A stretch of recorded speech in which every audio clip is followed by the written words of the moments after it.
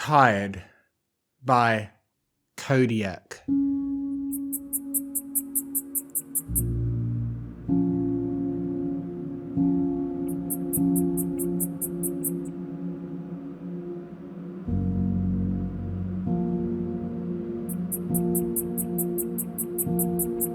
Rainbow Dash suppressed a sigh, her eyes fixed down into her lap. Her head felt like it was stuffed with cotton. Vague and fuzzy noises filtered in from the outside world, almost unrecognisable. Some pony was talking, some pony was laughing, a group chattering happily all around her. She didn't really feel like joining them. Didn't really feel like anything at all, really. She was just tired. The chattering stopped. She noticed that. The silence it left. Her head was heavy, difficult to lift, but she managed to look up to see the group of gathered mares looking at her expectantly. Her mouth was dry, her drink untouched. Huh? Her voice croaked out, more scratchy and rough than usual. Rarity's eyes narrowed, slightly, annoyed that she'd been ignored, probably. I asked how your training was going, she said. None of us have seen you out practicing recently. Oh, Rainbow said. She shook her head. It's fine. Applejack cocked her head to the side. Fine? She echoed. Not amazing or awesome? Who are you and what have you done with Rainbow Dash? She asked jokingly, earning a small chuckle around the table. Rainbow didn't laugh. I don't know, she muttered under her breath before she could catch herself. She winced and coughed, hoping no pony had heard her. She puffed out her chest slightly, and her usual bravado felt like an ill-fitting mask as she said, I've got ponies lining up for autographs as usual. You know how it is. Rainbow Dash, Fluttershy asked quietly from her right, and Rainbow forced herself to smile as she turned to her oldest friend. Are you okay? No. Yeah, just a little tired. Why wouldn't I be shy? If you're sure, she said, you've seemed kind of strange recently. I think you mean awesome, Rainbow corrected with a painfully forced chuckle.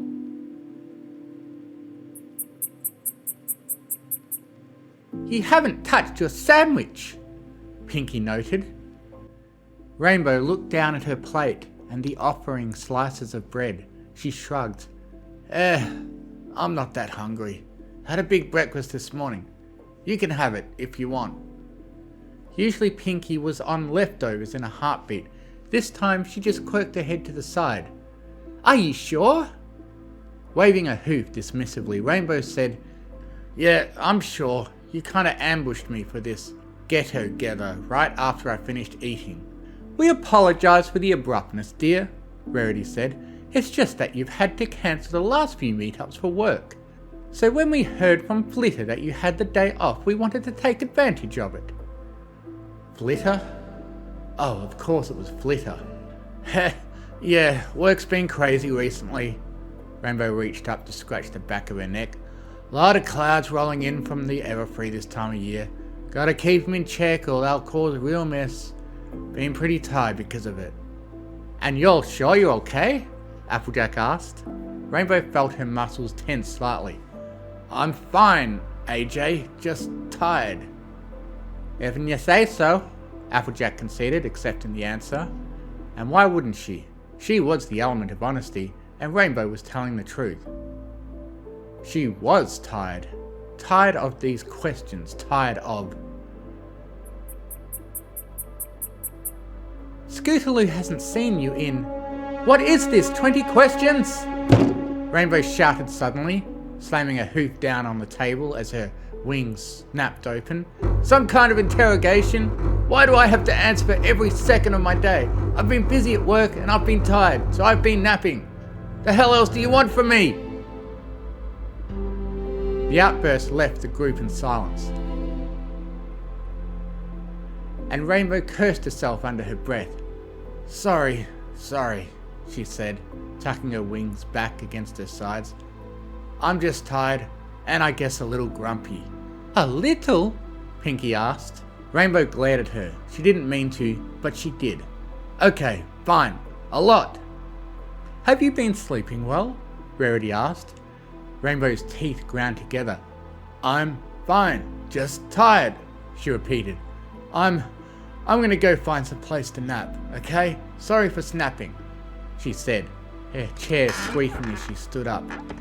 She was stopped as something pulled on her tail, and she whirled around to chew out whoever it was, only to find not a pony, but a rather sparkling magenta aura around her tail. She looked back to its source, a similar glow around Twilight Sparkle's horn. Their eyes met, and Rainbow could see the silent question lingering behind her violet irises. I'm fine, she growled lowly, grabbing her tail with her teeth and yanking it out of the unicorn's grasp. Just tired.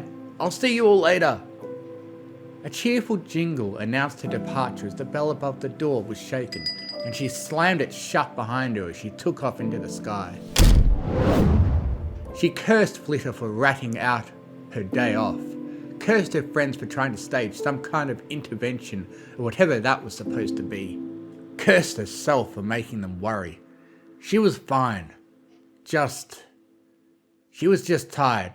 So very tired. She didn't bother using the door, instead opting to fly right into her bedroom window, crash landing directly on her bed with a soft bounce. Clouds were the best places to nap, and she was so tired. She felt like the second her head hit the pillow, she'd drift off to sleep. Maybe she'd be a little less tired when she woke up. If she woke up anyway. She recognized that thought and frowned, her eyes pinched shut. She wasn't supposed to think things like that. Normal ponies didn't think things like that. Or at least if they did, it scared them. It didn't really scare her. Shut up, she growled, flipping onto her back and staring up at the blank white cloud ceiling. Being unable to sleep was another unfortunately familiar sensation. Long nights spent staring at nothing were an old friend, but she didn't much feel like getting out of bed either. Instead, she just lay there, bored and lost in thought, until she heard a noise she was dreading, a faint magical popping noise right outside her door. Rainbow! She groaned as Twilight's voice drifted in through her window, and she pressed her head back into her pillow. Maybe, if she stayed quiet, the unicorn would assume she was asleep. You can't sleep, can you? Rainbow raised an eyebrow. How would she know?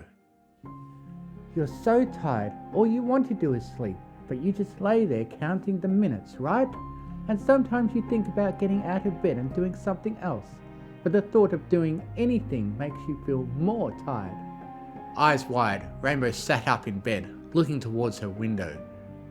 Did Twilight too? Please talk to me. Rainbow licked her lips and found them painfully dry. The door's open, she said quietly.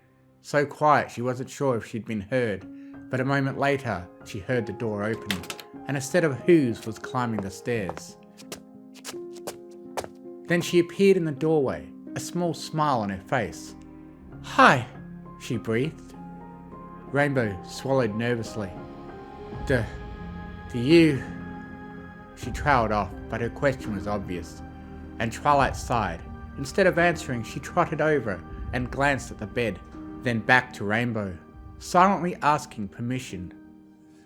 Rainbow shifted and nodded, and Twilight sat down on the bed next to her, her sides pressed together gently as the mattress depressed under her weight, forcing them closer together. Sometimes, Twilight started, but paused and had to take a deep breath. Sometimes it feels like I'm so tired I can't even keep my eyes open, but I still can't sleep. Reading is exhausting. Everything is exhausting. Everything that I'm supposed to love or enjoy just seems so boring and tiring, and I just feel numb. Numb. That was a good word for it. Rainbow found herself staring at the man next to her. Twilight's eyes seemed to shimmer distantly. I'm tired, Rainbow said slowly. I'm tired of everything. Tired of being awake, tired of being asleep, tired of my flight practice and my pranks, and tired of reading Daring Do. I'm tired of... She stuttered and struggled, as a thought she'd felt so often was forced into words. Twilight remained quiet, waiting patiently.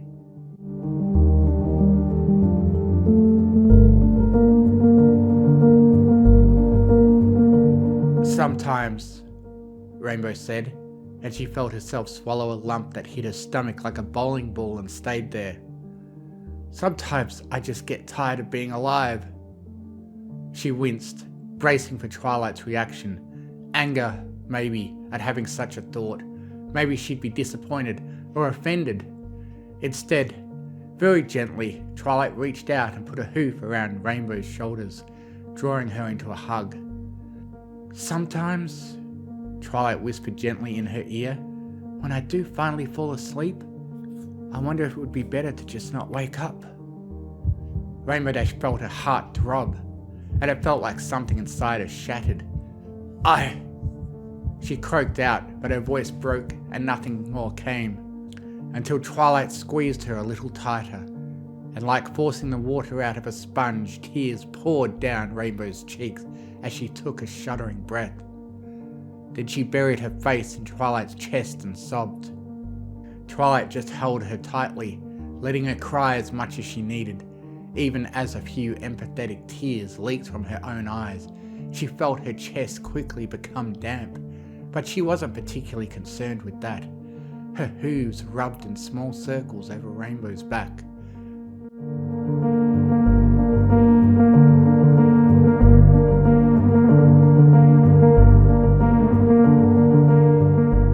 Slowly, very slowly, Rainbow calmed, even as her breath still came in fitful hitches and sniffles.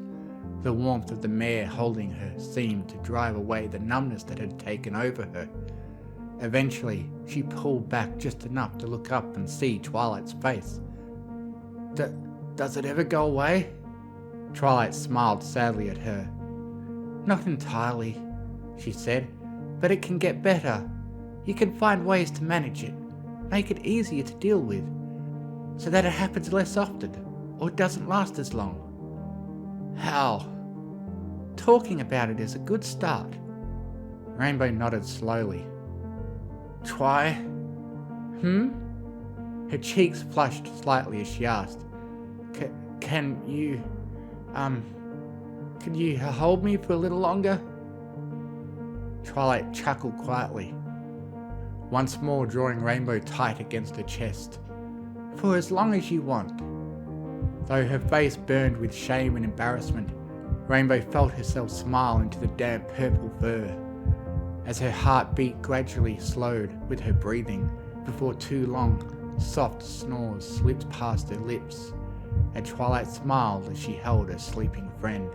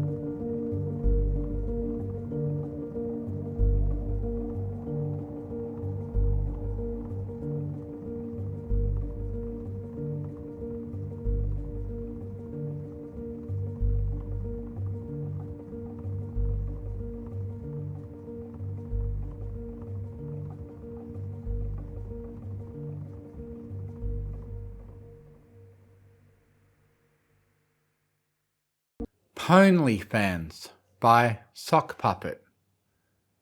Inspired by this tweet. Confused cat? I'm top 37 this month on OnlyFans. I made about $100. That means 63% of creators made less than $100 this month. Do whatever you want with this information. The article on Forbes began. Erotic content creators are the latest industry to feel their livelihoods threatened by our pastel equine visitors from across the dimensions. OnlyFans, a bastion of homemade pornography, alleged child exploitation, and hacked credit card numbers, allows creators to post their often erotic content to subscription or pay-per-view customers. The pickings have long been slim, most OnlyFans creators making well less than $100 per month, and a tiny few making tremendous outcomes. But even those elite few are now losing subscribers as ponies have rocketed to the top of not just OnlyFans, but also Twitter, Twitch, Facebook, Instagram, and other services. Although the ponies seem to refuse to make clearly explicit content, their suggestive streams leave just enough to the imagination that viewers throw money at them in hopes for more. Let's explore some of the content that has rocketed the ponies to the top slots of OnlyFans.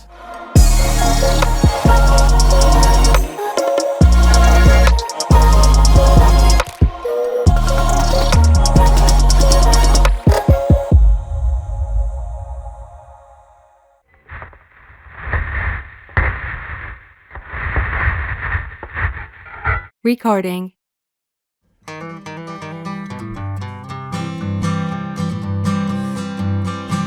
Alright, howdy y'all, and welcome to Sweet Apple Streaming. Today's first tier email. She squinted at her iPad, the midday sunlight bright on the screen. Is from CBT Fan69. Whoa-wee! Lots of you humans have them same three initials. CBT here is a red delicious tier subscriber, and he requests, Dear Sweet Apple Streaming, could you put my name on one of the trees before you buck it? Boy howdy, I don't know why all you'll just keep on asking that, but here at Sweet Apple Streaming, we aim to please. Mac, label the tree. Big Mac, holding a Sharpie marker in his mouth, wrote CBT Fan 69 on the tree's bark. She put down her iPad, pulled her hat low over her eyes, and prepared to deliver a crushing buck to the tree, her hindquarters tensed and rippling with muscles under her sweaty coat. Hey, wait, AJ, hold up. CBT here's request is for me to buck it. Well, alrighty then, Applebloom. I ain't see any reason why you can't give it a buck. Recording. Dear Purple Book Horse, she read from the monitor, please read from A Tale of Two Data Structures by Nuth Dickens. Please don't use your wings or magic to fetch it. Her ears flicked and she frowned momentarily. Why do you all want me to grab the books that way? Magic is far more efficient. She nosed the stepladder to the proper shelf and hopped to the top step. The book was on the very top row and she stretched her body out, with the camera directly behind her in order to reach it. Her tail stretched straight backwards to counterbalance her awkward position. $900 in tips arrived in the 6 seconds her tail was held up and away from her body. Recording. Oh, righty. She dropped the spatula into the sink, joining the huge pile of dirty dishes and baking accoutrements. There you go! A buttercream cake frosted with white cream frosting. Thank you to Cream Pie Fan R34 for this week's Cupcake Tier subscriber special dessert baking request. The cake sat in its baking dish on the counter, covered in a thick layer of white frosting. Oh, now for my favourite part, I get to lick the bowl. The mixing bowl contained the dregs of the creamy white frosting. She put her entire head into the bowl, licking the bottom clean. When she was done, she looked back at the camera. Her face and mane were covered in globs of the sticky white confection. Until next time! Recording.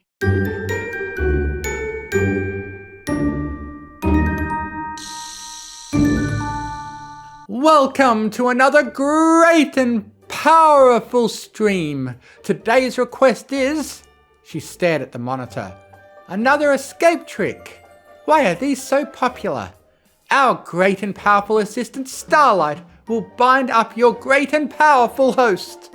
She leaned down, rump high and 4/4 low, as ropes levitated around her torso and legs. Make sure the bonds are tight. Our great and powerful subscribers want a good magic trick. Bind me tight. The great and powerful trick. She gasped around the ball gag that was suddenly in her mouth. The assistant grinned at the camera and winked. Recording.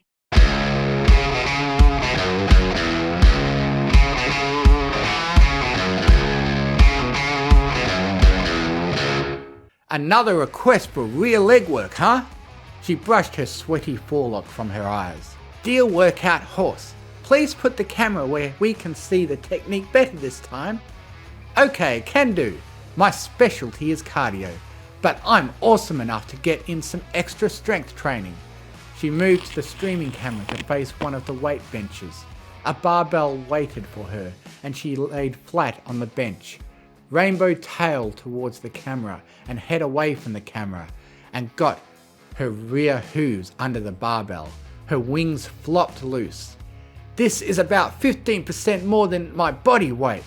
Okay, Bolt, come spot me. Yeah! Once the huge stallion was spotting her, the small mare started pumping the iron with her rear legs, showing off her muscular hips and butt. As she pumped the iron, her tail unconsciously relaxed towards the floor, and the stream gained a flood of upvotes.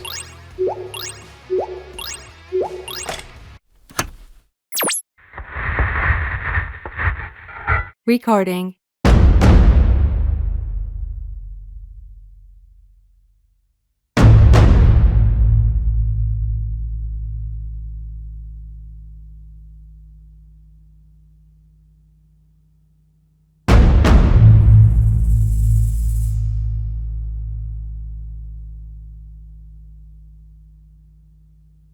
This week, Diamond Tier subscriber, Smash Fan 007 request Yak Smash. Haha, Yak Smash on every stream. This special request, Yak Smash special guest star Gallus, and Smash Yak's very special friend Sandbar. They trudged in front off camera. I'm scared. Here, Gallus, take helmet if scared like little baby chick. Griffins don't like helmets. Griffin also should take shoulder pads. Did Griffin sign waiver of liability? Is that what that form was? Now, Sandbar, take helmet. Smashing will begin soon. Stream subscribers have been asking long time for a stream where Yuna smashed 2 guys, but Yuna not sure why. Recording.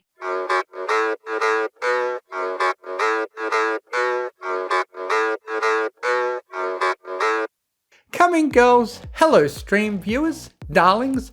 The weather forecast for Nightmare Night. I'm sorry, Halloween on this side of the portal is for frigid cold and possible sleet. Therefore Sweetie Belle, Scootaloo and Apple Bloom here. Oh, hello Diamond Tiara. So good to see you. Will you be helping me show you how to sew warm, tight-fitting stockings with good grip on the hooves for the freezing rain? Scootaloo here is wearing a Kerbal Space Program astronaut costume, so she shall need orange stockings to resemble her spacesuit. Scootaloo, turn around and give me your back leg.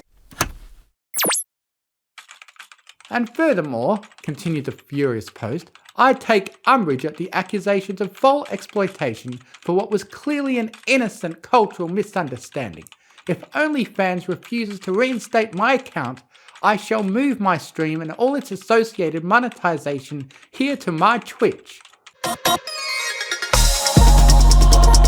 The article on Forbes concluded, whether one believes the ponies and yaks and griffins and others' assertions that they don't intend the sexual interpretations of their streams or not, it's clear that the viewership wants to buy what the ponies are selling, and human creators are going to have to up their game in order to compete.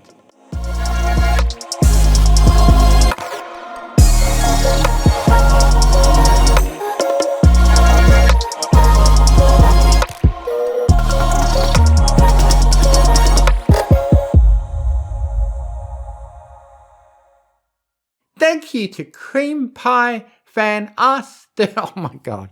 Pinky is Dead by King of Madness.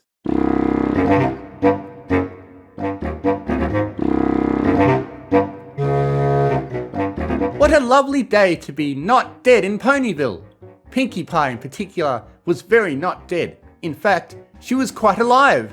Being the very alive pony she was, Pinkie was enjoying a nice sunny day. There were plenty of things she'd like to be doing.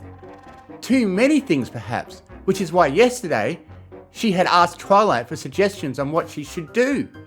Twilight had suggested reading. It seemed quite the challenge, so Pinkie bravely accepted the proposal. Sitting on a stump a little ways from Ponyville, Pinkie tried her best to read the book she had picked up, How to Die for Dummies.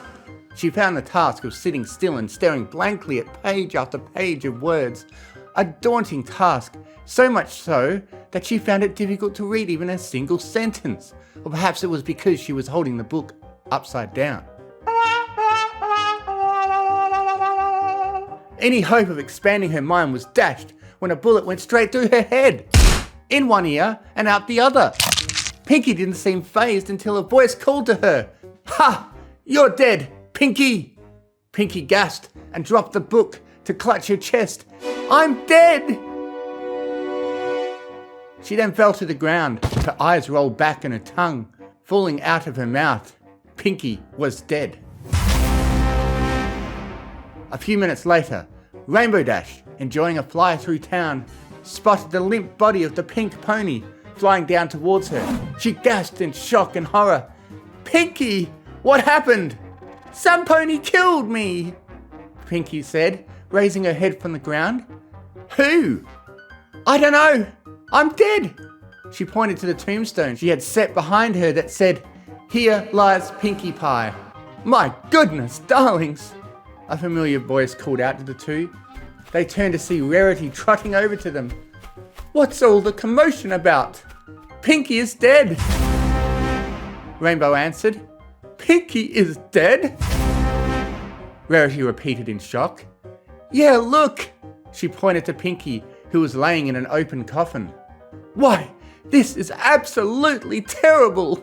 Of all the worst things that could happen today, this is the worst possible thing." She levitated a couch over and dramatically fainted onto it, only to land on a different soft surface. "What? Pinkie, get off my fainting couch." "Sorry," Pinkie apologised. Rainbow Dash rolled her eyes. "Can we skip the drama queen stuff?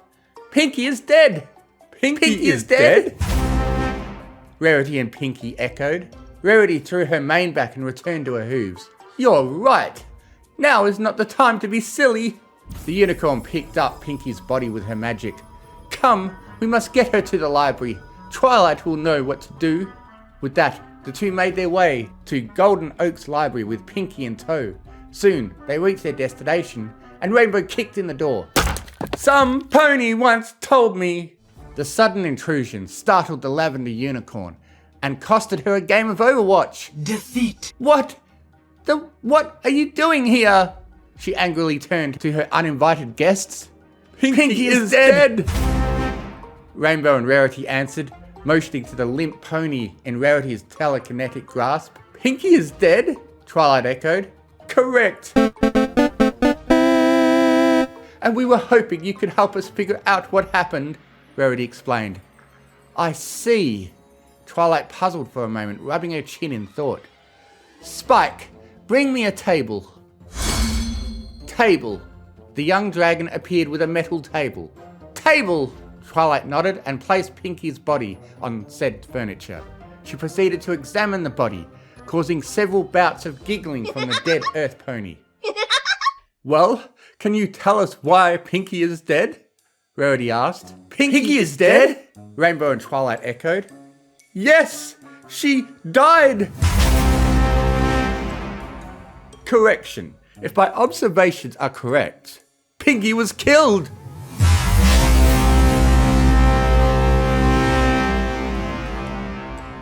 Killed? Pinky's eyes widened. By who? Just then, Fluttershy walked through the door. Pardon me, Twilight, but could I borrow some holy horse cheese? What happened? Fluttershy's errand was forgotten when she saw Rainbow, Rarity, and Twilight gathered solemnly around Pinky's body, which lay peacefully with a glass coffin like out of some fairy tale.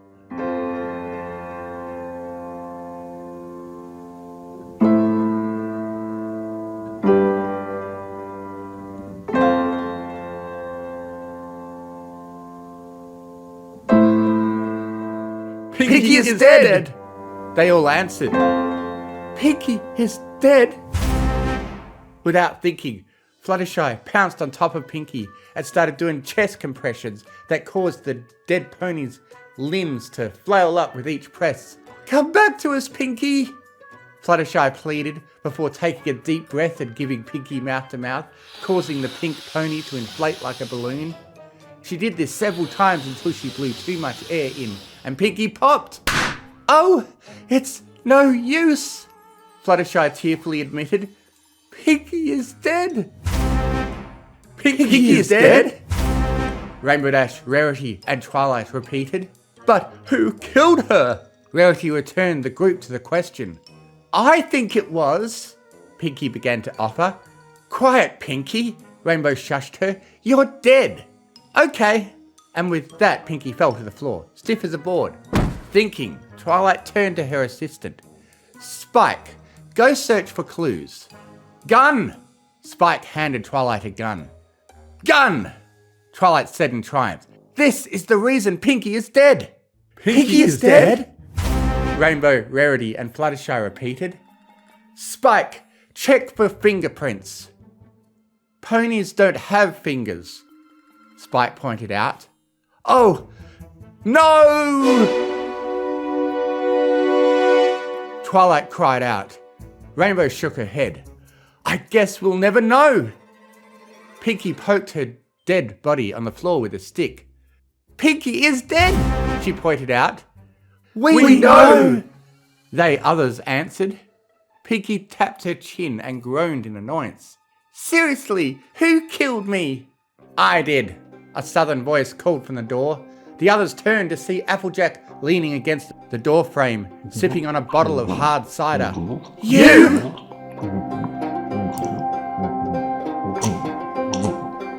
Rainbow, Rarity, Twilight, and Fluttershy gasped in surprise. But how? Twilight asked. Like this. Applejack casually pulled out a revolver and shot at Rarity, hitting her flank. Youch! The fashionista flew upwards from the pane and landed on the chandelier. Applejack, you butt-shooting mud slut! Applejack burped and laughed. Nah, that was a joke. She took another swig. It was her! She pointed at Rainbow Dash.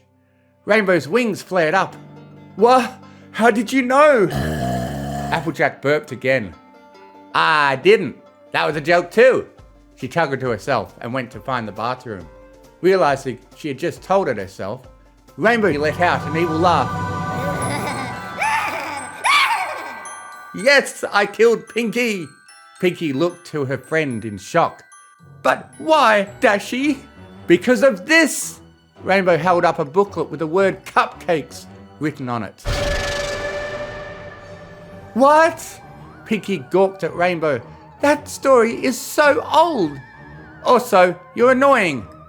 Hey! And you're dumb. Dashy, stop it! dumber than rock in special ed. Dashy, you're so mean. And you smell like a McDonald's bathroom. Stop it! Pinky stomped the floor, fuming.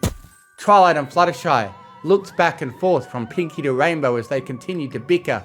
With the mystery solved, Twilight decided to keep out of this. So, Fluttershy, what did you need? Huh? Fluttershy started.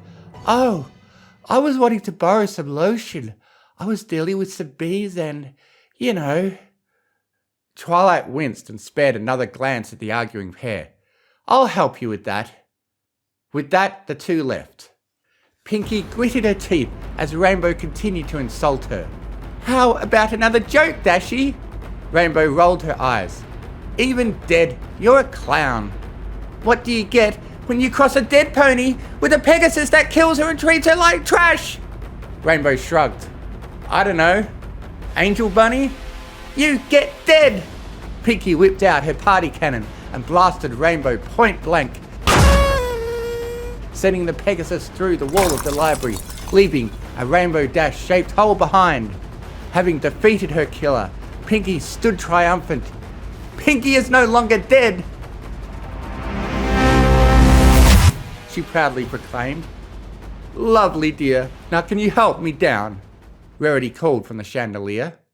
Meanwhile, Spike sat back and took up Twilight's abandoned game. Well, that was stupid.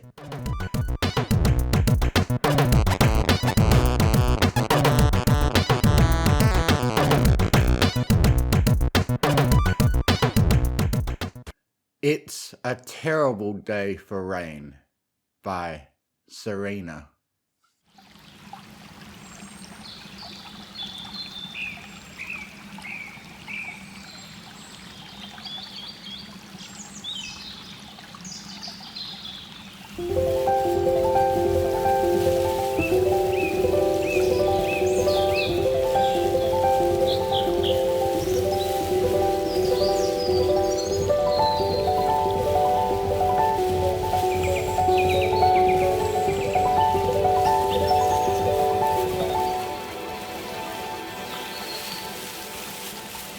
The Bridlewood Forest was bathed in the warm hues of the setting sun as Izzy Moonbow trotted along its winding paths.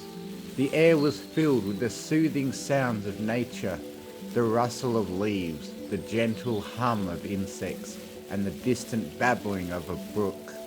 Izzy, a vibrant unicorn with a shimmering multicoloured mane, had spent the day with her friends, sharing laughter and creating beautiful crafts under the dappled sunlight.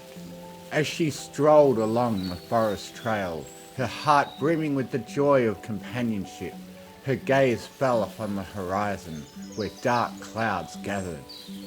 As a metaphorical storm brewed beneath her seemingly eternal smile. Another amazing day, she thought, her eyes fixed on the looming clouds. But behind her cheerful exterior, Izzy grappled with a silent struggle. She often felt as though she wore a mask painted with the brightest colours to hide the shadows that danced within her. The forest path curved gently, leading Izzy deeper into the heart of Bridlewood. The soft ground beneath her hooves was damp from previous rain, and the scent of petrichor filled the air. Unbeknownst to her friends, Izzy had become adept at hiding her internal struggles. To them, she was the embodiment of happiness, the source of infectious positivity that brightened even the gloomiest days. As the first raindrops began to fall, Izzy quickened her pace, her hooves creating a soft rhythm on the forest floor. The once joyful melody of birdsong was replaced by the pattering of raindrops on leaves. A few drops landed on Izzy's multicoloured mane, creating a shimmering cascade that matched the vibrant hues of the forest around her. In the distance, a large, ancient tree stood proudly, its gnarled branches reaching out like protective arms. Izzy decided to seek shelter beneath its leafy canopy, hoping to escape both the rain and the shadows that clung to her. Rain, rain, go away, come again another day, she sang softly to herself, trying to lift her spirits. The rain, however, persisted, and Izzy found herself lost in thought. She gazed at the droplets sliding down the leaves, each one reflecting the dim light like a tiny prism. It was then that she began to reflect on her own inner turmoil. Izzy, you've got to keep smiling, she whispered to herself. You're the only one who brings joy to others. Don't let them see the storm within. She closed her eyes, her mind retracing the events of the day. The laughter, the shared creativity, the bonds formed. They were all genuine, yet a gnawing doubt lingered in the recesses of her mind. Izzy was a master of concealing her struggles, an artist in the craft of masking her true emotions. Her friends saw the radiant Izzy, but only she knew the tempest that raged beneath her colourful exterior. As the rain intensified, Izzy huddled closer to the tree, seeking solace in its protective embrace. Thunder rumbled in the distance, a low growl that resonated with the turmoil within her heart. A single tear mingled with the raindrops on her cheeks as she confronted the daunting truth. She needed to confront her own insecurities.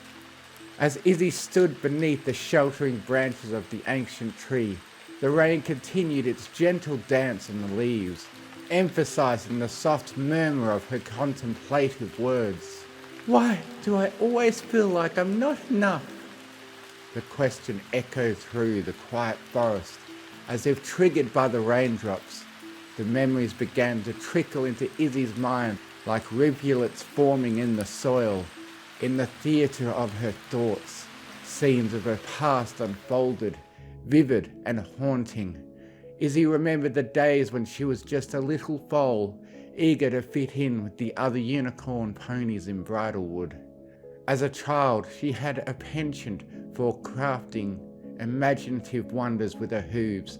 She would sculpt clouds into fantastical shapes and paint rainbows that seemed to touch the sky. Her creations were unique, a burst of creativity that set her apart. But fitting in was an elusive dream. The other unicorns excelled at more traditional endeavours, playing with rocks, slumbering, and displaying feats of laid-backness that adhered to the norms of their community. Izzy's energetic crafting, though impressive, was unconventional, and the other foals and fillies often raised their eyebrows at her colourful, whimsical creations. Flashback to a sunny afternoon in Bridlewood, where a group of young unicorns practiced their stretching exercises. Izzy focused on lifting a small cluster of flowers in front of her. She carefully intertwined the flowers, creating a mesmerizing display for a pony to lay. The other foals and fillies giggled, exchanging bemused glances. Izzy, that's not how you're supposed to do it, one of them remarked, a subtle smirk playing on their lips. Izzy's heart sank, a pang of inadequacy settling within her chest. She was different, and no matter how hard she tried, the traditional antics of the other unicorns eluded her grasp.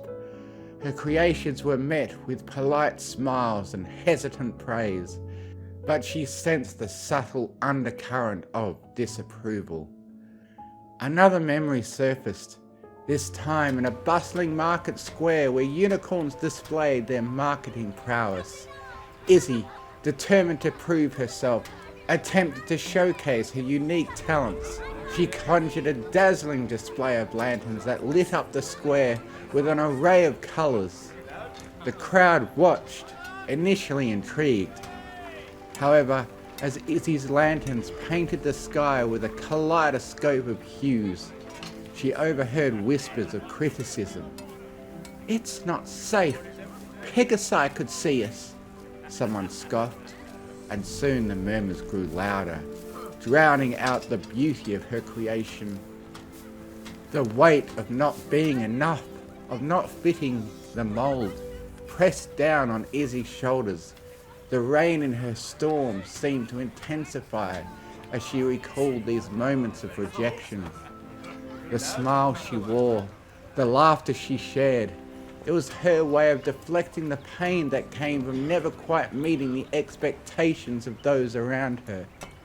"I don't fit the mould of what a perfect unicorn should be," Izzy mused, her voice carrying the weight of years of self-doubt.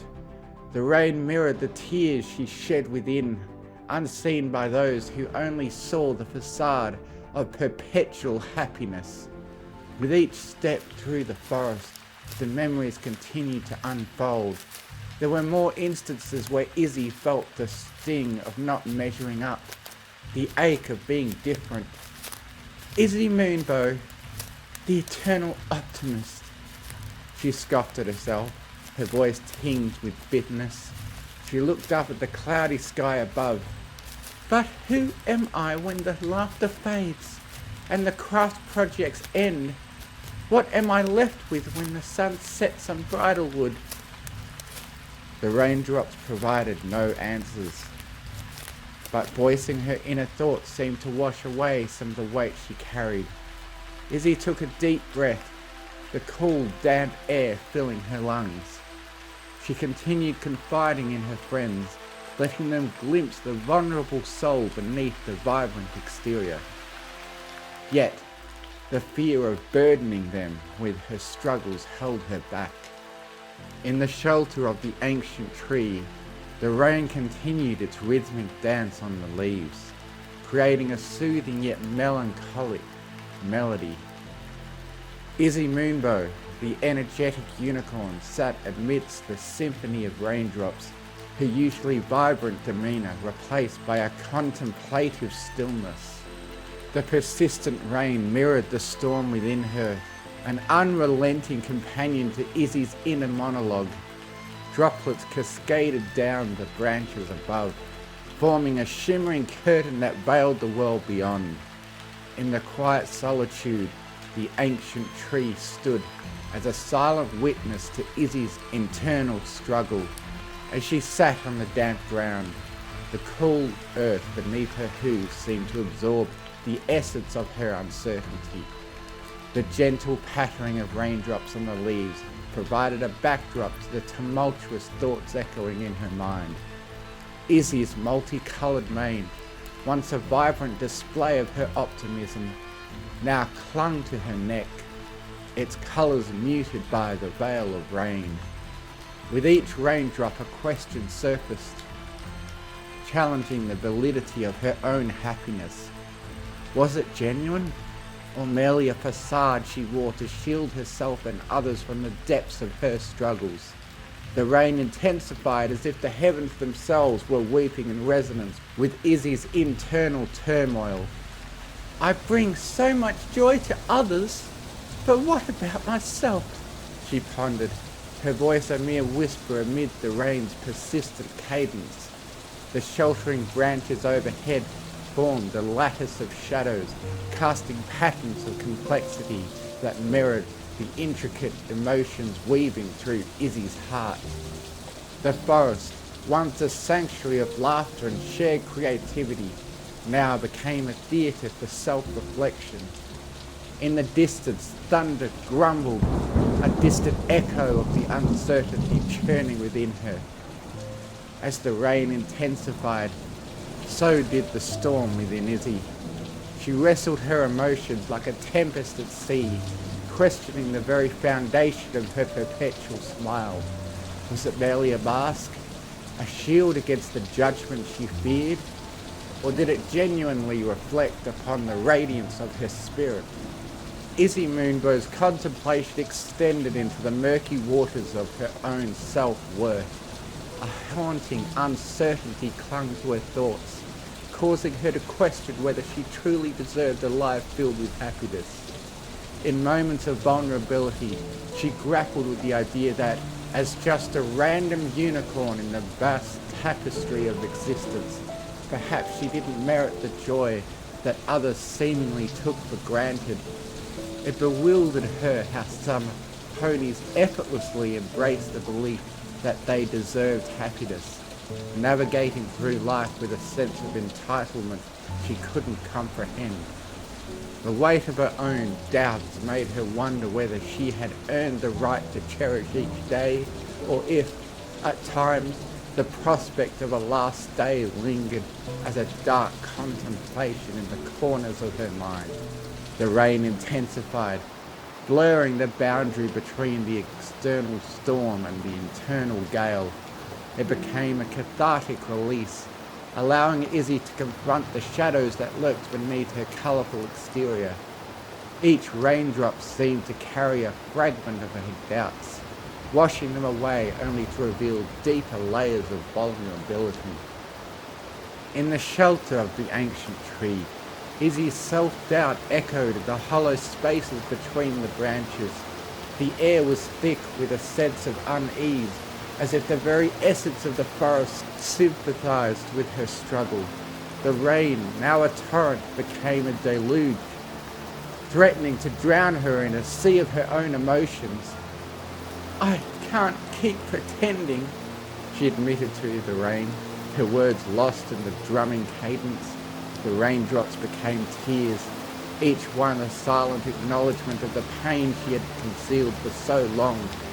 The ancient tree, a stoic guardian, absorbed the essence of her confusion, its branches cradling her like a compassionate friend. As Izzy sat beneath the sheltering branches, the storm within her began to ebb. The rain, though persistent, transformed from a symbol of despair into a cleansing force. It washed away the layers of self-doubt, leaving behind a pony stripped bare, vulnerable yet resilient. The rain-soaked night became a canvas for Izzy's internal exploration. The thunder above seemed to applaud her courage, and the raindrops, now a gentle drizzle, whispered tales of renewal. In the aftermath, Izzy felt a strange serenity, as if the storm within had cleared the path for a brighter dawn. With a deep breath, Izzy Moonbow rose from her shelter, her steps carrying the weight of newfound understanding. The rain, having served its purpose, now subsided, leaving the forest in a state of calm. The ancient tree, having witnessed the raw authenticity of Izzy's vulnerability, stood tall as a silent guardian. Despite the shadows that clung to her, Izzy Moonbow harboured a resilient spirit within, acknowledging the enduring nature of her internal struggles. She understood that the journey towards self-acceptance might be an ongoing battle, yet beneath the weight of doubt, she found a wellspring of strength. With a quiet determination, Izzy committed to facing the storms within her with unwavering resilience. She knew that the echoes of her intrusive mind would persist, but she vowed to be strong, to keep trying, and to paint her world with the radiant hues of her indomitable spirit. Even in the rain, she chose to smile, a testament to her courage in the face of the tempest within. As she ventured back to the moonlit meadow, the rain-kissed grass welcomed her with a softness that spoke of renewal. The storm had passed, and Izzy, though still surrounded by the lingering fragrance of petrichor, felt a profound sense of clarity. The night had been a journey through the rain, a cleansing that paved the way for self-acceptance, and the acknowledgement that even in the midst of storms, rainbows could emerge.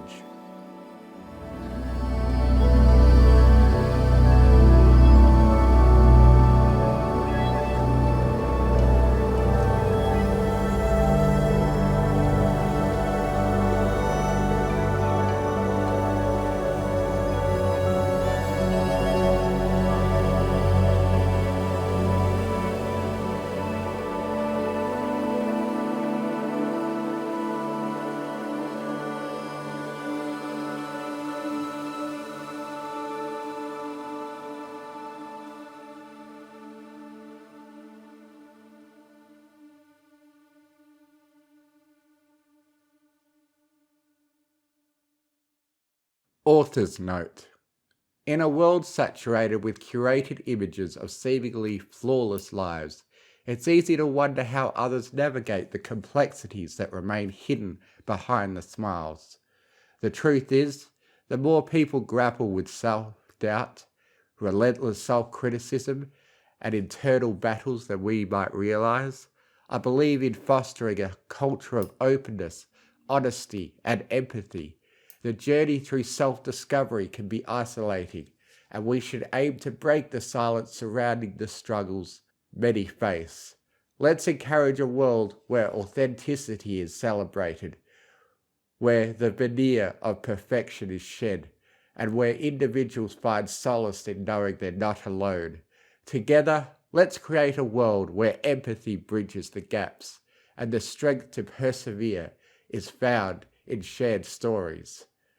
You are not alone in this journey. Heart emoji. Help by Daemon of Decay.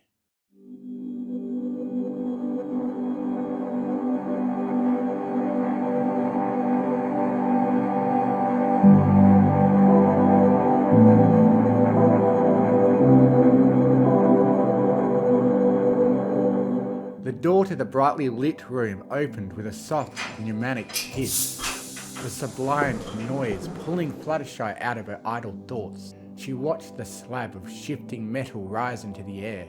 Out of the yawning mouth strode a thin stallion of brown and grey, a clipboard and pen floating in the air before him. She shied away from the newcomer, watching him with one eye as she did her best to hide behind her pink mane. When Fluttershy moved to stand up, the stone gestured for her to remain still. Please, stay where you are. There is no need for you to get up. She averted her gaze. Oh, okay. So, how are you feeling today? The stone asked through his white surgical mask, the soft clip-clop of his hooves echoing around the tiled walls. His lab coat was a perfect match to the room, cold, clinical, and painfully white. The bulbs strung across the ceiling banished every shadow with harsh chemical light, making the pristine fabric positively glow under the ceaseless glare. Do you feel any different? I'm fine, she whispered as she pawed at the floor with one of her hooves, looking everywhere but at the strange stallion. The room was imposing in its simplicity, a simple rectangle, tiled surfaces only interrupted by the thick door of polished steel and the dark mirror beside it. Catching sight of her reflection, Fluttershy squeaked again and quickly did her best to fix her mane, her hoof having little effect on the loose strands of hair. Her efforts only made things worse.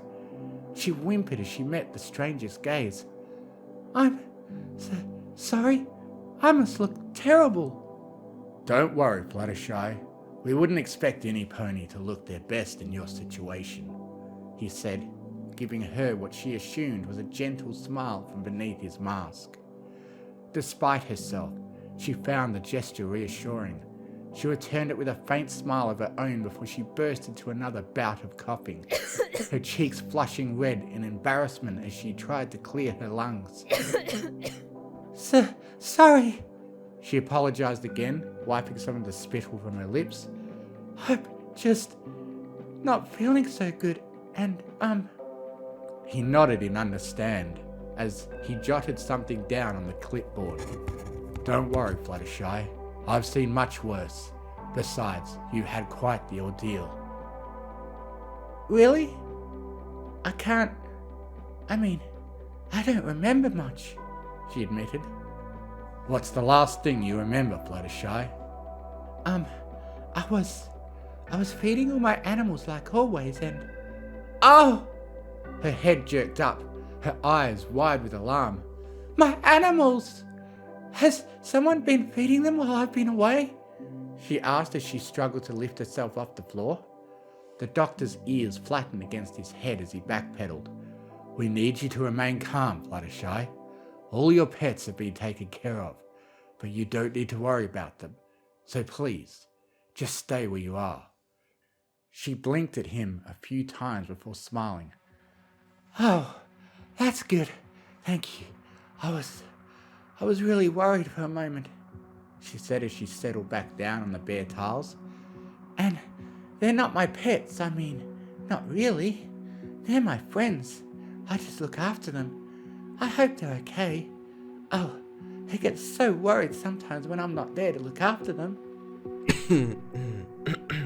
He coughed and took a few measured steps closer to her. "Now, you were about to tell me what the last thing you remembered was?" "Oh, okay. Sorry," she said, her apology almost beneath the hum of the air conditioning as it burst into life. I was at home like normal, taking care of my friends, I think." She averted her gaze and shivered. "It's... Sorry, but my memories are all fuzzy. I feel cold. Can I get a blanket?" "We'll get you a blanket once we're done. Focus, Fluttershy. Try to remember exactly what happened." Some of the colour drained from Fluttershy's face, but she managed to nod. "Okay. I remember having to take care of a few injuries in the evening. It was Thursday, I think. I don't really know how many days it had been. What day is it today?" The doctor continued to stare at Fluttershy silently. She blushed. "Oh, sorry. It doesn't matter. Some of my friends get injured now and then, but I remember that these were pretty nasty. They showed up with bites and scratches from one of the timber wolves from the Everfree that had been acting aggressive." Fluttershy lifted her gaze long enough to watch the doctor jot something down on his clipboard before she busied herself examining the nearby tiles, her hoof tracing along the grout that was stained with a hint of green. The cold, empty room was as far removed from her home as any place could be. She sighed.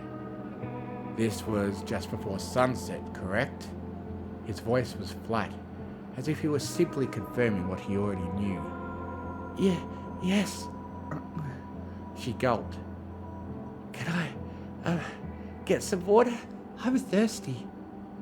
"Once we're done here, we'll get you something to drink. Now please, continue."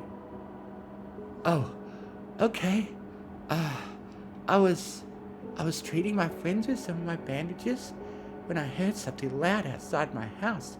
The chickens were squawking really loudly, so I rushed outside and saw the timber wolf." She swallowed again, her mouth suddenly dry. "Are you sure I can't get any water? I mean, if it's not too much of a bother." "I said once we're done here," the doctor said, his eyes narrowing a fraction. "Now, there was something wrong with the timber wolf, right?" Fluttershy flinched. How did you know that?" "Just answer the question." "Yes," she squeaked, hiding her eyes behind a hoof. He didn't look normal. He was sick.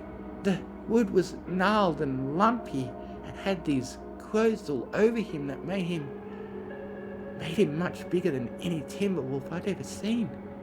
It looked like he had parts of dead trees growing out of him, sharp branches and limbs going off in different directions that just pushed straight out through his bark." Fluttershy inhaled sharply.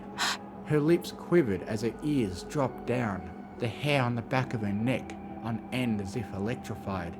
There were bits of other timber wolves in there too, trapped in the branches. I didn't even know how he could walk. He looked like he was in pain.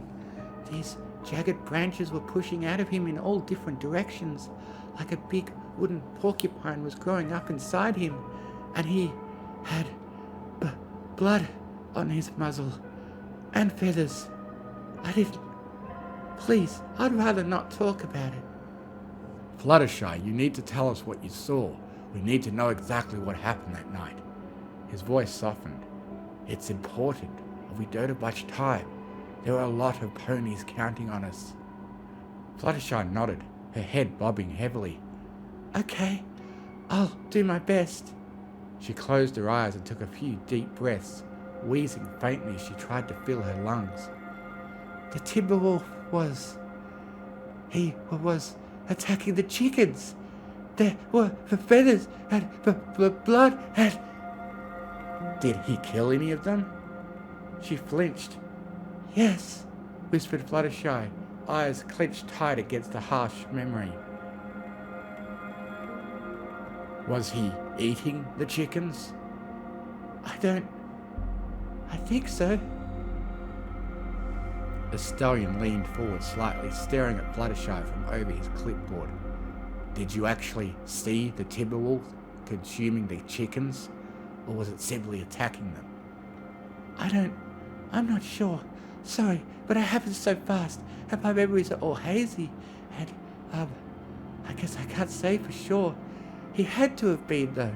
What else would he have been doing? The doctor marked down something on his notes, ignoring her question. What did you do? I tried to get him to leave. I tried to stare him down, but it didn't work.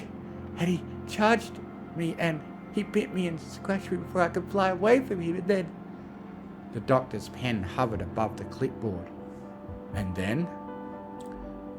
Then he killed the rest of the chickens! Her howl echoed around the room, her whole body racked with her violent sobs. She slammed a hoof against the tile. I should have saved them, but I was too scared and weak, and I couldn't, and I just watched as he killed them all. The doctor tapped his pen against the clipboard urgently, the steady click like a metronome underscoring Fluttershy's muffled cries. What happened next? Deep down, the part of Fluttershy that had found comfort in Ironwool's lessons wanted to shout at the stallion, to scream at his uncaring tone, to berate him for showing no concern for those animals that had been murdered right in front of her. Instead, she glanced back down at the floor, sniffling and wiping her tears away. Then I went back inside and she shut all the doors. Did the Timberwolf try to get in after the initial attack? He scratched at the doors all night. I don't know when he stopped, though. I couldn't get any sleep. I wasn't feeling well, and after what I had seen, I didn't want to go to bed. Plus, I had to take care of all my friends to keep them calm. But by morning, he was gone. He paused in his note-taking. You weren't feeling well. How soon after you were bitten did you notice that? Oh, I'm not sure when it all started. About an hour after the attack is when I first noticed that I had a bit of a fever, though, and I couldn't keep any food down. She hid her face behind her mane. See what he had done to the chickens.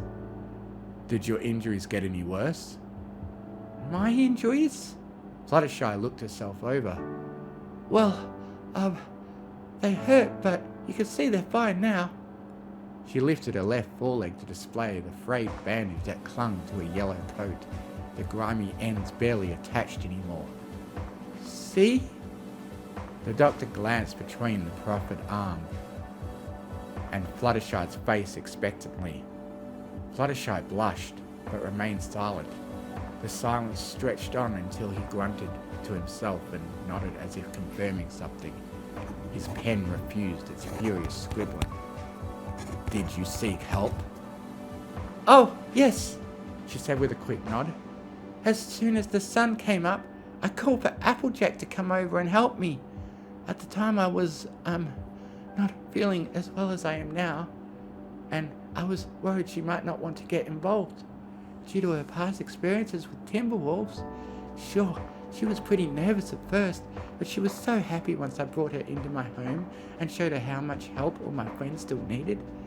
She's a good friend and a great pony, and she really helped me when I needed it most. The doctor flipped through a few sheets of paper on his clipboard, his eyes scanning from side to side as he read something there. Fluttershy rubbed her back with her hoof, trying to work some sensation into a particularly cold patch of numbness as she politely waited for the doctor to continue. Ah, okay, he said, correcting something on the paperwork. Applejack was the pony mare, the first pony you came into contact with after the attack. Fluttershy frowned. She's not in any trouble, is she? All she did was help me. I don't think that's a crime. I don't want her getting into any trouble for something I did. The doctor let the pages fall flat as he looked over them to stare at Fluttershy, his jaw working silently, as if chewing on a stalk of wheat. Do you remember what happened to Applejack? She helped me. What happened to her after she helped you? I don't understand. She helped me. And after she helped you, what happened to her? Where did she go? But she helped me. That's what she did. I needed her help and she helped me. Did she do something wrong? Did something happen to her? Oh no. Oh please no. The wrinkles on Fluttershy's face deepened as she began to hyperventilate. Unable to stand, she pulled herself forward with a jagged scraping noise instead. Please, if my friends are hurt, you have to let me know. With elements of harmony, we could do something. Applejack is not in any danger, Fluttershy, the doctor said as he backed away from her until his tail brushed against the sealed floor. He froze still, his eyes opening wide for a fleeting moment before he narrowed them, putting himself up and injecting as much authority into his voice as he could. Now, I told you before, stop trying to move. You must remain where you are. All your friends are fine, and there is no reason for you to come any closer. You just need to focus on telling us what happened. She hesitated. Are you sure? Could you check again? I really appreciate the help. I mean, if it's no trouble. I promise they're fine. Now remain where you are, Fluttershy, or I'll leave you alone again. Fluttershy gasped. Please, no. I don't want to be alone again. Oh, stay still. She glanced back down at her hoof, timidly mixing with doubt. She let herself lay back down on the tiles, trying to find a comfortable way to rest her bulk. Sorry, I'm just worried about my friends. I need their help. Only once Fluttershy had laid back down did the doctor take a step away from the door. I understand, he said stiffly, sparing another glance behind him at the dark mirror before clearing his lungs. So, after you contacted Applejack and brought her into your house, what happened? Fluttershy rubbed her chin, wiping up some of the tears and spittle that had dried there. She blushed. I'm sorry, but it's all so hazy. Could you help me? I'm really cold and tired. If I could just take a nap, I'm sure I'll be able to remember. You could sleep in a few minutes, Fluttershy. Now, do you recall getting another pony to, help you? A Pegasus by the name of, he checked his notes, Rainbow Dash? Oh, yes, I remember now, Fluttershy said as her friend's smiling visage filled her thoughts. After Applejack helped me, I saw Rainbow Dash outside and asked her if she could help me too. I couldn't move that well, and even after Applejack I still had so much to do. She frowned. Rainbow was really worried too though. I think all my friends were just nervous about the scratches I'd received, but they were still happy to help at the end. So happy. Fluttershy's frown vanished as she gave the doctor a big smile. I have some really great friends. The doctor didn't respond, which seemed a bit rude to Fluttershy. Still, she remained silent as she took a few steps to his side to look at the rest of her body. Now, do you feel any pain? Do you feel sick at all? Headaches? Upset stomach? Fluttershy shook her head. No, I feel alright, I guess. I mean, I do feel pretty cold and thirsty. Actually, if it's not a bother, I do have this cut on my side that still kinda hurts. She gestured at her flank with her left arm. Could you look at it? I think I need help. You're a doctor, right? He made no move to get any closer. So, besides the cold and your thirst, you feel what you might call normal? Well, I guess, she admitted, turning to hide as much of her face as she could behind her mane. I do still have this cut though. I would really appreciate some help looking at it, if that's all right. This is a hospital, right? It is, he confirmed, his pen working hurriedly. Is there anything else about that night or the next day you'd like to tell us? She shook her head.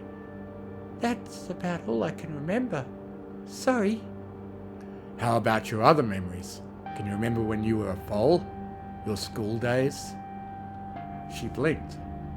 Yes, of course I can. I mean, they're blurry though. I can't. It's hard for me to focus on them. Could you help me stand up, please? I can't get up very easily. She reached out with her left hoof. Please, I need some help.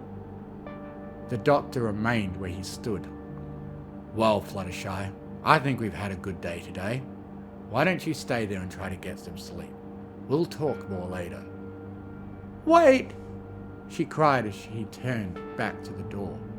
Her sudden outburst sent her into a fit of wet coughing, but she gestured with her hoof for him to stay there. She spat out something when she finally managed to clear her lungs and wheezed. Please, don't leave me alone. I know I said I'm feeling okay, but I still have this cut I need you to look at. Could you please give me some help? I don't feel right. Just a little ill. I mean, do you have any medication for that? He half turned his head as the door began to lift into the air. We're working on that right now, Fluttershy. Now, you stay calm and just sit there. We'll talk later. No! Please! I need your help! She cried out as she tried to close the distance between them, her bulk scraping along the tiles as she used a good hoof to haul herself forward. Her muscles strained as her single hoof tried to find purchase on the smooth floor. Fluttershy, I said remain still! The doctor shouted, his ears going flat. He pressed himself up against the wall as she drew closer, his eyes darting from Fluttershy to the door and back again. Sweat glistened on his brow, twinkling like diamonds in the harsh light. But I need help! Please! She groaned, one of her wings flapping anxiously. She cried out even louder when the doctor ducked beneath the bottom of the door, disappearing into the darkness beyond. The door closed behind the doctor with a pneumatic sigh that was lost beneath the cacophony made by her hoof banging away on the polished steel. Please help me! I need help! There was no response. Fluttershy sighed in defeat, collapsing back to the floor. A low moan escaped her stained lips as she stared up at the ceiling. The echoes of her protest quickly faded away as the doctor's questions, the soft hum from the air vents, did nothing to mask the deafening silence. Fluttershy yawned, her exhaustion catching her off guard. Along her sides, the mouths of a dozen small animals, along with the muzzles of 2 other ponies, yawned as well, their faces subsumed into her bloated flanks. A third Pegasus wing fluttered erratically atop the mass of meat and detritus of her tumorous lower half, the strips of her flesh intertwined with the root system that made up her left hind leg, resembling the stump of a long dead tree that had been pulled violently from the earth. What yellow fur that could be seen between the chunks of gnarled bark and the twisted plant life writhed with the activity of the thin green vines that swam through her flesh like a fish through water, popping up at random to sway in the air. Fluttershy's remaining eye wandered around the room, the other lost when a sharp branch had pushed out of her skull, obliterating the eye socket. She caught sight of her reflection again and winced. I hope my friends don't see me like this, she said to nobody as she tried to fix her mane with her good hoof, doing her best to straighten out her pink hair. Some of the spars of wood made it hard for her to get it just right, but she did her best with her only working leg. Her friends wouldn't judge her for being a little less than pristine when she was stuck in a hospital, but that didn't make the idea of being seen in such a state any less mortifying. Once she was satisfied with her work, Fluttershy gave herself a small smile, wiping some of the sap that dribbled from her lips. Never one to be vain, Fluttershy was confident that she was at least presentable. Rarity might be a bit upset, she told herself, giggling at the thought. The branches that protruded from her spine swayed with her amusement. Although they kept her from rolling over onto her back, they weren't too much of an annoyance, even with the puckered wounds at their bases that never seemed to heal. She hardly noticed them. Resting her head against the sealed door, Fluttershy let out a long, wet sigh, her lungs already filling with more of the congealed liquid that sometimes leaked from her unhealed injuries. Despite how well she felt, she knew that she still needed help. The tendrils that drilled through the back of her skull pulsated slightly as if in agreement, thin vines digging further into her brain. Her memories were fuzzy and indistinct, but still, she wasn't worried. She just needed a little help is all. Just a little help. Applejack and Rainbow Dash had already helped her, and what was left of their bodies twitched in time with the vines. Fluttershy just hoped the doctor would help her too. It was nothing to be worried about.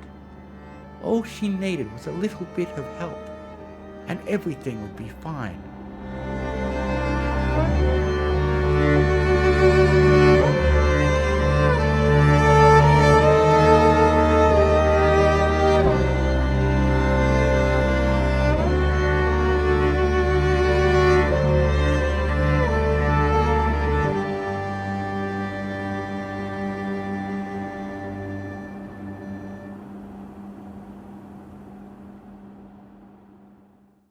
The Well by Blue Colton.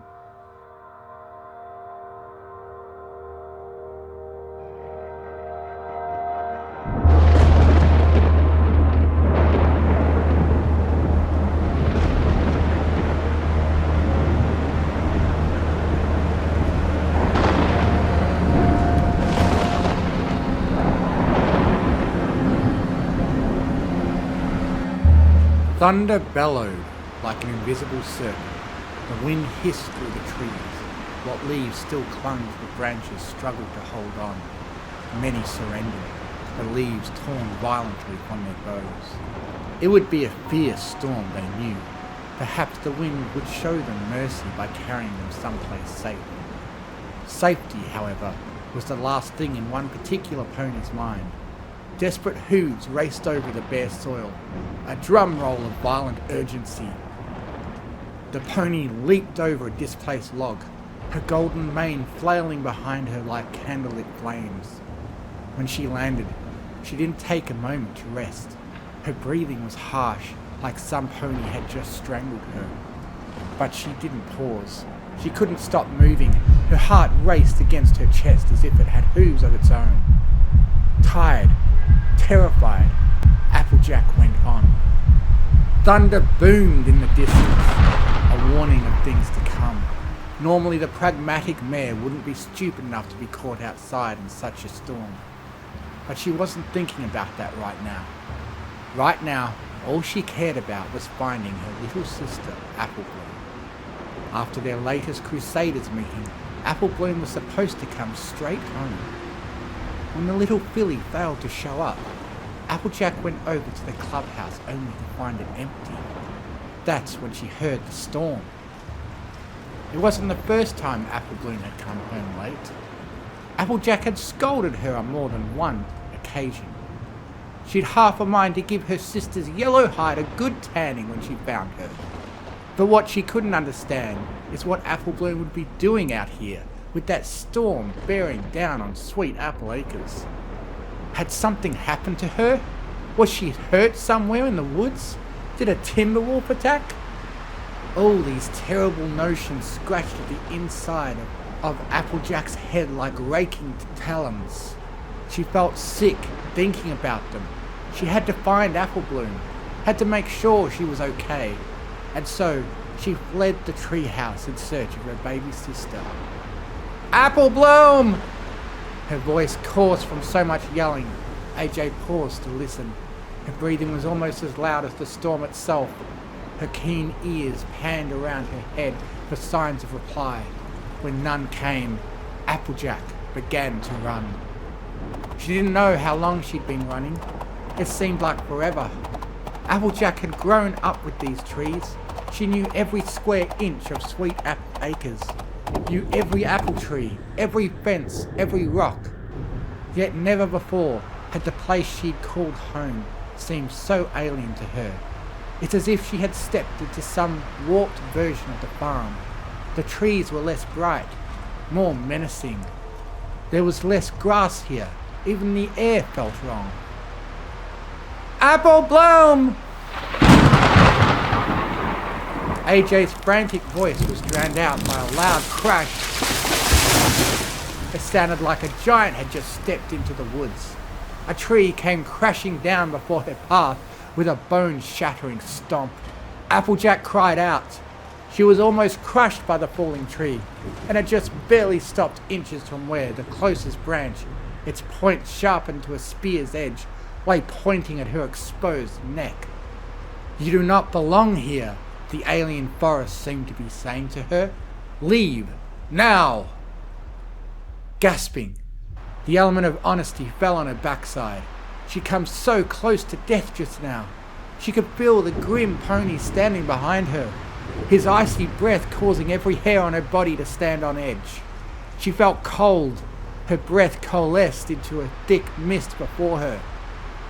Overhead she saw lightning flash. Arcs of brilliant blue and white began to stab down at the earth like angry lances. She didn't have much time. It took AJ more than a minute to realize that she'd lost her hat. She found it sprawled on the ground not 5 feet from her. It felt like losing a part of her body. Applejack quickly reattached that part of herself to her head. Whole again, the mare shook off that near-death experience and leaped over the fallen tree. She would not let anything stand between her and finding her sister. Death could kiss the fattest part of her. Help me! Applejack skidded to a halt.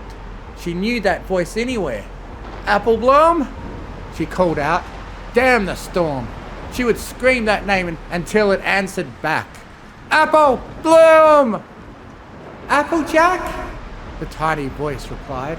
It sounded nearby and yet so far away. Hollow, as if an apparition of sound. Hang on, sis! Applejack took off at full gallop. She ran for how long she could not say. Ultimately, her wild flight through the forest, chasing down the voice of her sister, led her to a very unexpected and unfamiliar place. A well stood before her. It was old, ancient even, with vines crawling up its sides and moss clinging to the stones. It was half boarded up, the wood rotten and peeling. A rope dangled off the edge like a dead snake with a broken basket by its side. The well stood beside a wall of stone that towered over it like some gargantuan sentry. Both were surrounded by a ring of trees. The sky opened up to witness nature's oncoming fury. Applejack did not recognize the well. She did, however, recognize the voice coming from inside. Apple Bloom! She rushed toward the well.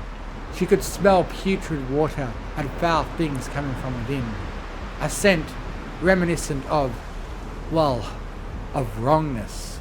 Her nose scrunched up at the smell of it. What in the name of Celestia was Apple Bloom doing out here?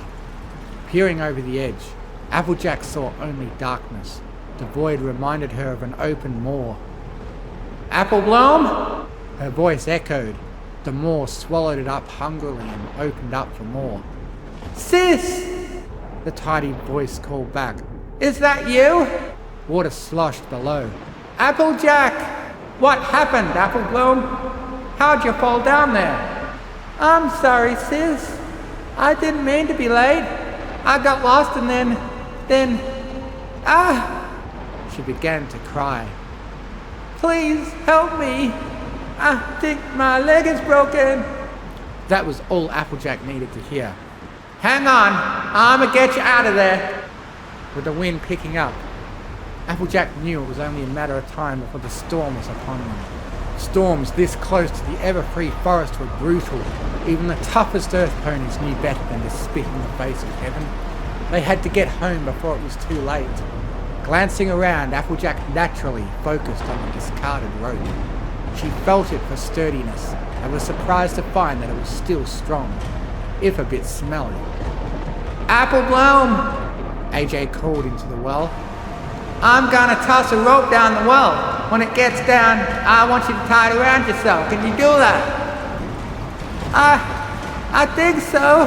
But hurry, Applejack. My leg really hurts. Applejack wasted no time coiling the rope. She could feel the storm getting closer, like a koi fish in the path of an oncoming tsunami. After checking it a second time for sturdiness, Applejack stood over the edge. Heads up, sis. I'm lowering the rope. Like feeding a wire through a wall, Applejack began to lower the rope. She stood on her hind legs, gradually feeding the rope into the well. Despite the urgency, Applejack kept a steady pace. Letting fear get the better of her would do no good, especially for Apple Bloom. Can you see the rope? She asked after a while. She had no idea how deep the well was. But as she was running out of rope, she figured she had to be getting close. I think so, Apple Bloom called back. Yeah, I see it. Hope entered her sister's voice. And it wasn't long before Applejack felt a taut pull at the other end. Great, now tie the other end around your shoulders like I showed you. Applejack felt the rope being pulled and twisted. I got it, sis. Apple Bloom pulled the rope. I'm ready. Hang on. Using her lower legs as leverage, the mare began to pull. Strong arms easily hoisted the filly upward. She only hoped Apple Bloom didn't accidentally bump her leg against the walls of the well. Eventually, exhaustion from all the running began to take its toll, and Applejack started to sweat. Her muscles protested and her joints groaned. She could feel a slight burning sensation from where the tree branch had almost impaled her. Behind her, the wind began to rush at her, as if it meant to push her inside the well. How you doing, sis? AJ said in an attempt to divert her attention to the task at hand. I can see the light. Apple Bloom almost squealed. There! I saw a flash! That would be the lightning, Applejack muttered to herself. I've almost got you. She had pulled up almost as much rope as she'd lowered. It began to coil at her legs. I can hear you better, Apple Bloom exclaimed. I can see the edge. Applejack beamed. She was almost there. Great! Then she heard something. It was more terrifying than any sound the storm could make. There came a stretching, the sound of something being torn. Applejack noticed at the last second the point where the rope and the wall met. It was beginning to give. No! It snapped. Apple Bloom screamed. Apple Bloom! Without thinking, Applejack dropped the rope and leapt in after her. With the gap in the wood being as small as it was, all she managed to get through was her right arm and a bit of her shoulder. She feverishly began to probe for her sister, knowing full well she was already beyond her reach. Sis! Hot tears burned her eyes. She had smacked her face against the side of the boards when she leaped, and a trickle of blood seeped down her nose. She didn't care. None of it mattered. All that mattered was that she had failed her sister. Help me! But Apple Bloom's voice was close. Very close. She must have caught under something. A jutting brick, perhaps? Or one of the vines? She had not fallen to her death as Applejack had feared. Reach for my hoof! Applejack yelled. The storm was almost on top of them, so she had to scream to even hear herself. Come on! She felt something fumbling for her hoof. It was wet and sticky. The smell of rot and dank filled her one good nostril. It was overwhelming, but she tried to ignore it despite her gag reflex kicking in. "Come on!" It was almost too slippery, but eventually her hoof did manage to grab Apple Bloom's. Her hoof was wet. Perhaps there was some water left in the well. Maybe it had cushioned Apple Bloom's fall. Small miracles. "I've got you! Don't you worry none! Applejack!" As if the storm had suddenly ceased, a great silence pervaded the grove. The quiet was deafening. However, nothing surprised Applejack as much as the fact that her sister had spoken from behind her. Slowly turning her head, Applejack spotted Apple Bloom just standing there. The filly was soaked and covered in mud, her hair matted to an exhausted face. Her wide eyes were filled with confusion and apprehension, her little chest heaving with exertion. Aside from the fact that she looked like she'd been through Tartarus, Apple Bloom looked none worse for the wear. Her jaw hanging, Applejack was at a loss for words. "What are you doing, sis? Why are you screaming for?" Apple Bloom?" AJ spoke as if she'd never seen her before. "But I thought you were..." A shiver ran up her arm and into her body. Applejack turned back to the well, where her arm was still more than halfway through the hole. Something was holding on to her. Something wet. Something wrong. Suddenly, she was pulled towards the hole with horrific strength, her back legs kicking into the air. Apple Bloom screamed and dove for her sister's tail. She gripped with her teeth and pulled with all her might, her assistance enabling Applejack to get her hind legs back on the ground. Pain surged through Applejack's arm as whatever had taken it was slowly, but with increasing ravenousness, began to pull. "Let me go!" she screamed. Growling like some feral animal, the mare pulled with all her might. She could feel the tendons in her arms stretching beyond their natural limits. It felt like whatever had a hold on her was going to tear her arm right out of its socket. She didn't want to lose the arm, but if she had to choose, she'd gladly cut it off if it meant freedom. Trapped animals did it all the time, chewing off their legs so they may escape. But could she do it? Could she chew off her own arm? "What is it?" Apple Bloom cried through clenched teeth. "I don't know. Pull, Apple Bloom, pull!" Through their combined strength, the earth ponies struggled against the thing within. Applejack felt sick. Whatever had her felt ambiguous. She couldn't tell whether it was a hoof, a claw, or a tentacle. All she knew was that it was wet, slimy, and did not want to let her go. It wanted to drag her into the well, into its domain, where she would never get out. The struggle went on for several agonizing minutes. The pain was unbearable. Applejack surged with all her earth pony might, her sister doing the same. But try as they might, they couldn't free her arm from the thing's grasp. It seemed they were at a stalemate. But whereas the ponies would soon tire, the thing below showed no signs of letting up. Just when it seemed that her arm was about to be torn off, Applejack was let go. She tumbled backwards onto her sister, burying the filly beneath her. Apple Bloom cried out but was freed moments later when AJ rolled off to the side, her eyes wide. Applejack skidded away on her back, putting as much distance between her and the well as possible. "Get away from it, Apple Bloom!" The Apple sisters had retreated until they were sure there was no sign of the well so much as touching them, never mind the creature inside. Gasping, AJ observed her arm. It was covered in black and brown gunk and smelled unbelievably bad. Small cuts appeared on the arm with rivulets of blood dripping to the ground. A bit of moss clung to it as well, which Applejack quickly dislodged. Wincing, for her arms throbbed with pain, Applejack felt like sitting there and crying. Her sister was in a better frame of mind. "Applejack, we've got to get you back home so Granny can look at your arm." Applejack didn't hear her. She couldn't take her eyes off the well. What was that thing? How had it imitated Apple Bloom's voice? Then another question came to the forefront. How long had it been there? "Come on!" Ploughing her head into her calf, Apple Bloom forced her sister to get up. We've got to go, now! Half dazed and barely coherent, instinct took hold as Applejack allowed herself to be taken away. Applebloom stood on her injured side and firmly nudged her sister away from the well, into what she hoped was the general direction of Sweet Apple Acres. Behind them, the well remained as it had for uncounted years, alone but far from uninhabited. Some other lost soul will come along eventually. They always did, and it was patient. It was always patient.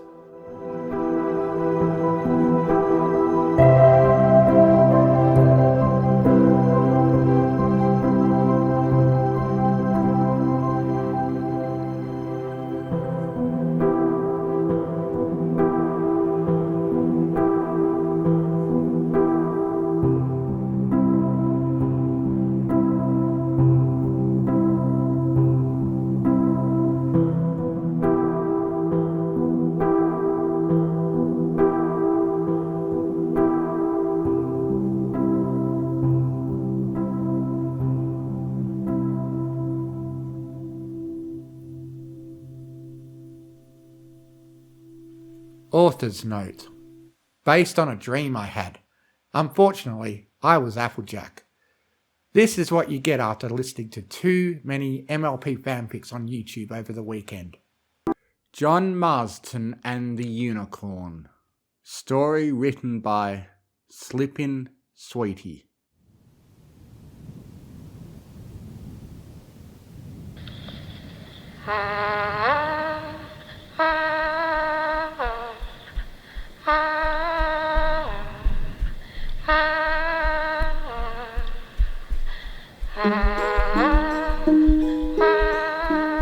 Dark clouds hang over the Mexican frontier as a lone horse and rider trek across the lonely dirt roads that lay empty, barren of any living travellers or animals.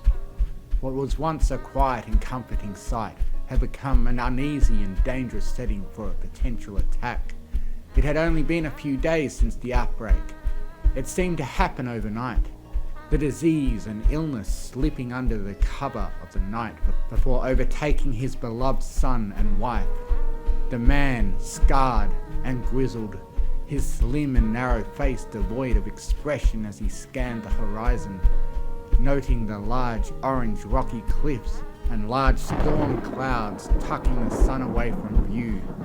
The cowboy sighed as he took off his leather hat and fanned himself with it.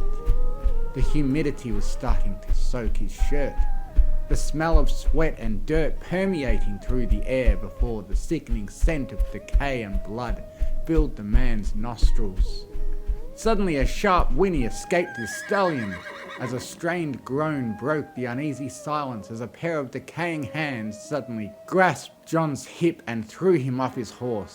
The man shouted as he was thrown to the ground, looking up to see a half-rotted corpse standing over John, with his back hunched over the left side of his rib cage exposed, his hair and nails overgrown and unkempt, blood, mucus and pus oozing from his mouth and yellow eyes. The beast grunted and screeched as the hell spawn swayed wildly up and down before attempting to pounce on John. The cowboy quickly drew his revolver and placed a bullet right between the creature's eyes. The heavy, dull sound of the monster's body hitting the ground as John slowly climbed to his feet, seeing that his stallion had run off without him after being spooked. Slipping his fingers in his mouth, he whistled before calling out to the empty badlands around him. "Horse! Come here, boy!" called John.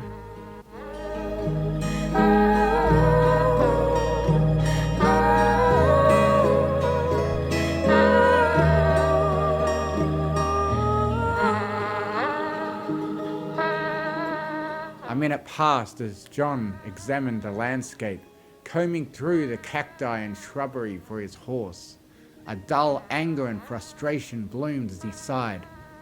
"God damn it," grumbled John. A crack of thunder boomed as lightning crackled across the empty sky before thick, heavy droplets of water began falling on the earth below.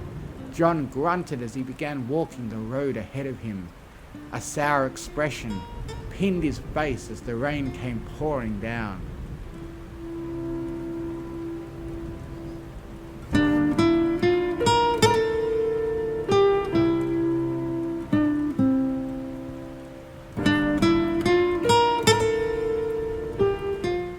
Hours passed, and the rain had finally let up as the orangish hue of the setting sun slipped through the storm clouds. John was soaked.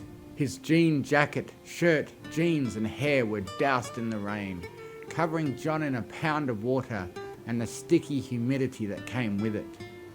John quietly pondered when he'd get to the nearest functioning town. He was fortunate to not encounter any hordes of the undead or opportunistic bandits stalking the countryside. Thankful for any ammunition not spent on a man already past tense.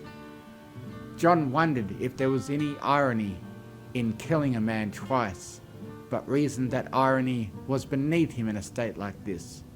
There was only so much humour in a situation, and chewing the bit about it only seemed to tempt fate, and the last thing Mr. Marston needed was to tempt his future and fate any more than he already had.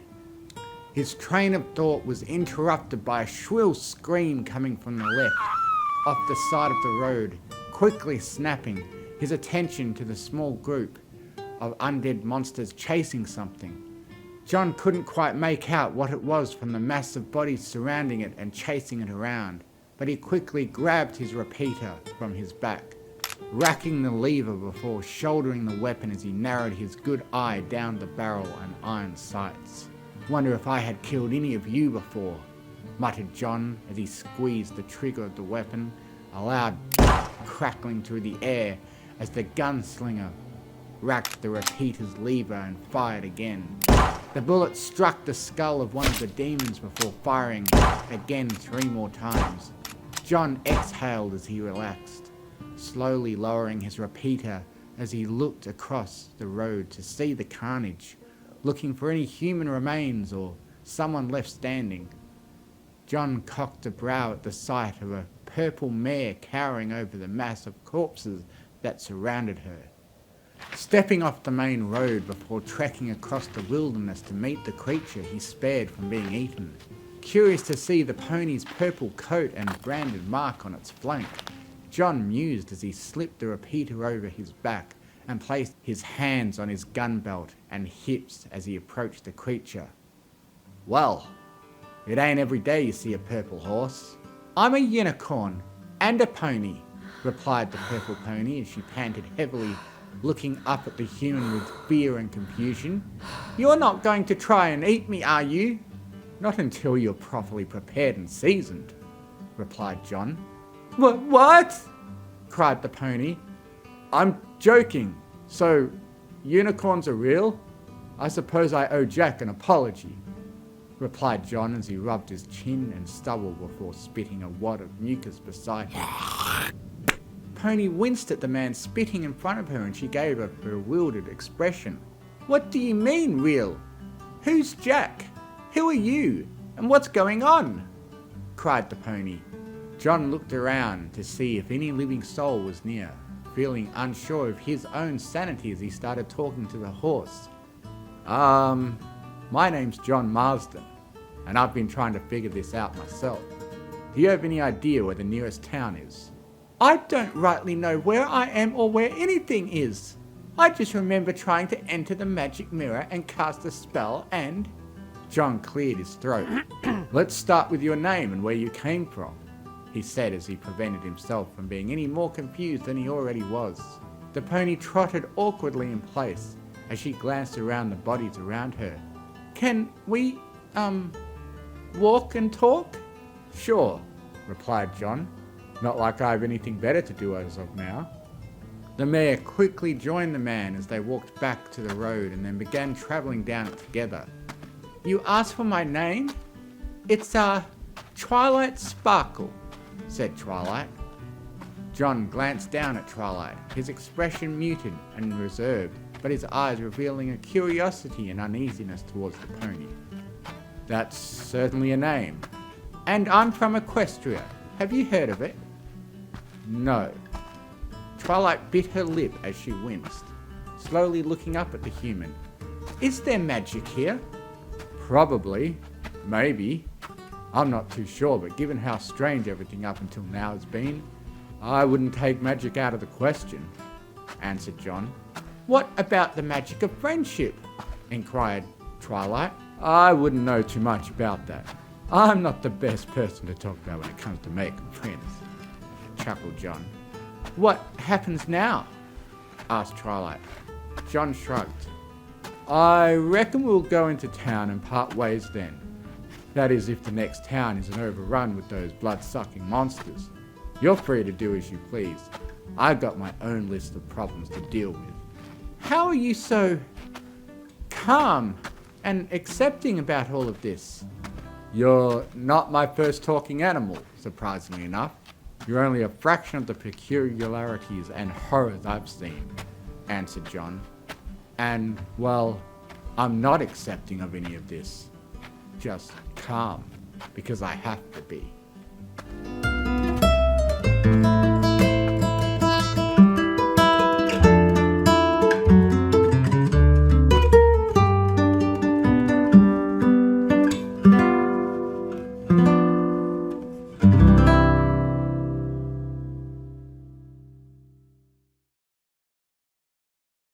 Class Reunion by Snow Quill.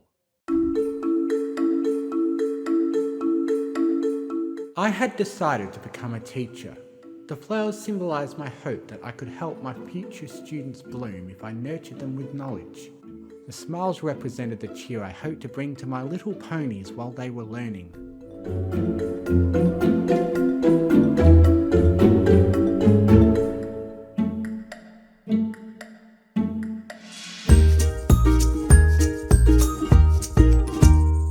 It was a wonderful day in Ponyville, the kind of day that could make even the surliest donkey smile.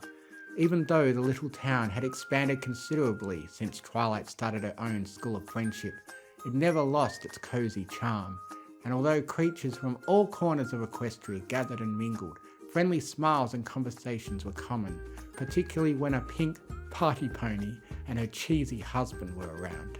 Cheerilee practically skipped as she made her way to the schoolhouse, energized by the feeling that today was going to be a good one.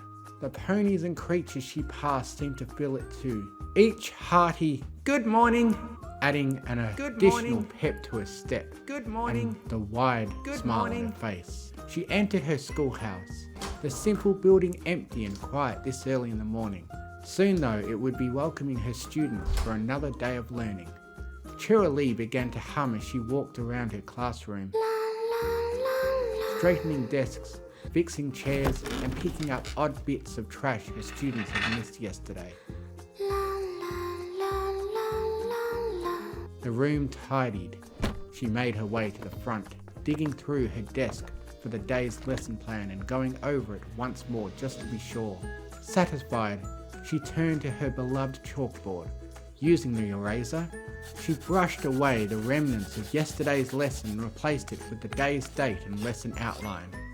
Her ears perked at the sound of foals talking and laughing and glanced towards the clock. Oh, how wonderful! Everyone is here right on time today. Cheerilee did one more sweep of the room before heading to the back and up a small ladder to ring the bell and call her class inside. Then she rushed back into the classroom and stood behind her desk as the students filed in.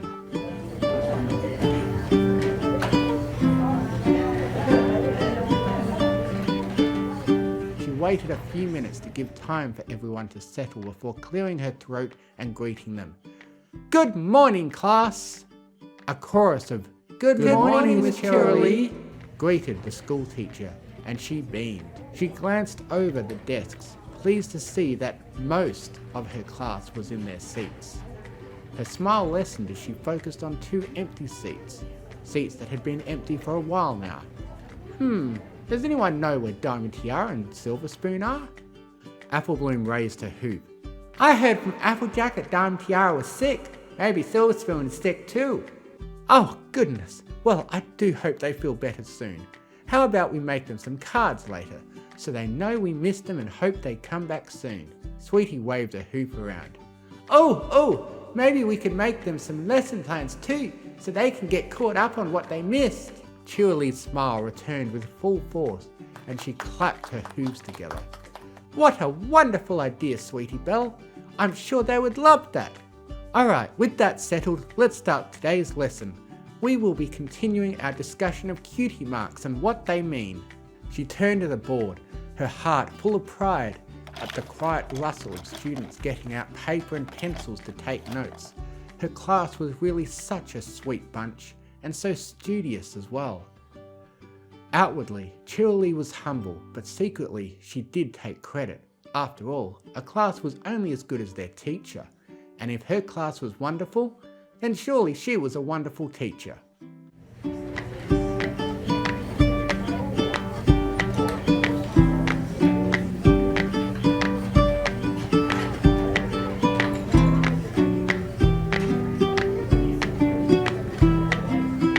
Alright class, make sure you study your notes for the quiz on Monday and have a wonderful weekend. Her class responded with a variety of "Yes, Miss Cheerilee," and "Have a good weekend too." The classroom emptied. Cheerilee walked around the desks and gathered the cards that were made.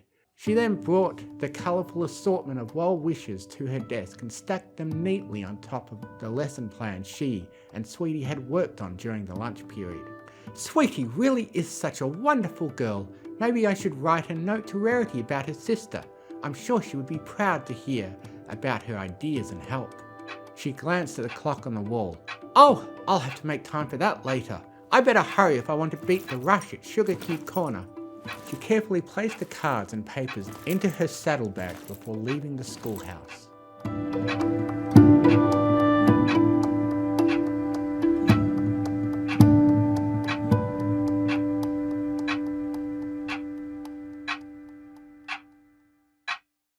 The doorbell chimed cheerfully as Cheerilee walked into the beloved confectionery.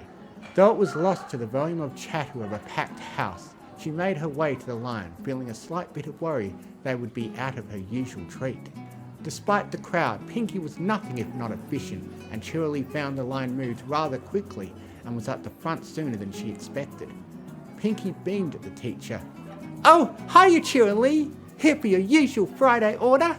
Yes, please. Oh, but could we add some raspberry scones as well? Oh, mixing it up a bit this week, huh? Well, I had a tickle in my ear that someone would want some, and so I made a whole extra batch. Cheerilee chuckled and shook her head as she brought out bits. You are a dear, Pinky, thank you. Oh, thanks, Cheerilee. You are really nice too. Pinky hummed as she took the desired pastries out of the display and called over her shoulder for a vanilla chai tea. While waiting on the drink, Pinky passed over the bag of goodies and leaned on the counter. Her voice lowered to a stage whisper. Hey, Cheerilee, is it true they're going to turn the schoolhouse into a mini museum of Ponyville history? Cheerilee froze for a moment but quickly recovered and nodded. They offered me a head curator position, but I think I'm going to enjoy my retirement a little longer.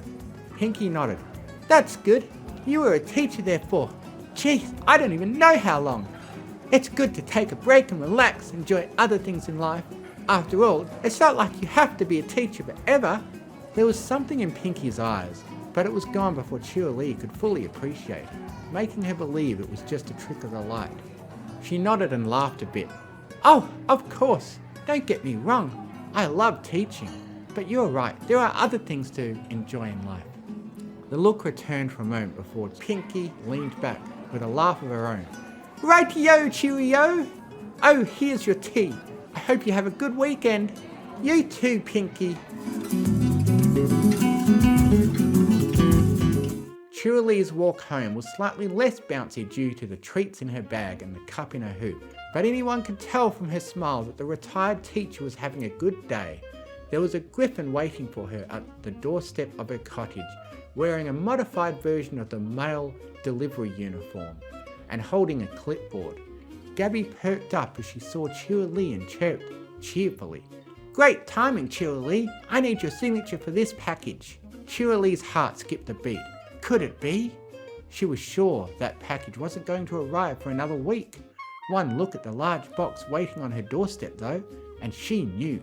She blinked and cleared her throat. Oh, sure thing. Let me just set this stuff inside real quick.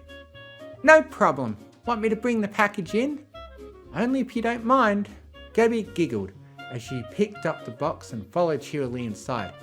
No mind at all. I wouldn't want you to hurt yourself with whatever is in here. What did you order anyways? It feels like a lot of stuff in here. Cheerilee gestured for the box to be put on an island in the kitchen and grabbed the clipboard to sign. Just some new hobby supplies. I figured it was time to find something else to do. Oh, what kind of hobby? Wait, don't tell me. I want to guess. Is it painting? I know a Griff who paints these really small little figures and they are so pretty and detailed. Are you going to do landscapes or creatures? Oh, or are you more of an abstract artist or... Gabby stopped suddenly, clearing her throat awkwardly as she blushed and rubbed the back of her neck. She grabbed the clipboard and took a step back towards the door. Sorry. I'm trying to be better about just rambling to folks. Cheerilee smiled patiently and waved her hoop. It's not a problem, dear. I don't get out of my house as much as I should, so conversation is always welcome. Oh, thanks. I do have some other deliveries though, so I should probably get going. Otherwise I might be here all day. Cheerilee giggled. Alright. Oh, would you like a scone before you go? Fresh from Sugar Cube Corner. Gabby's eyes lit up and she licked her beak as Cheerilee offered the pastry. Oh wow, thanks! She grabbed it and walked out, waving a goodbye over her shoulder. Have a great day. Hope the hubby stuff goes well. You too. Cheerilee walked over to the door after Gabby closed it and locked it. Then she went around and closed all of her blinds, house secured. She wandered back to the kitchen and placed a hoop on the box. It was time.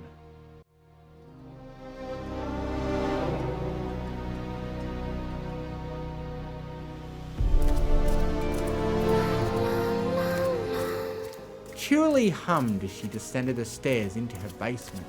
Raspberry scones and hoop. The basement was simple, with cold concrete walls and floor and few furnishings.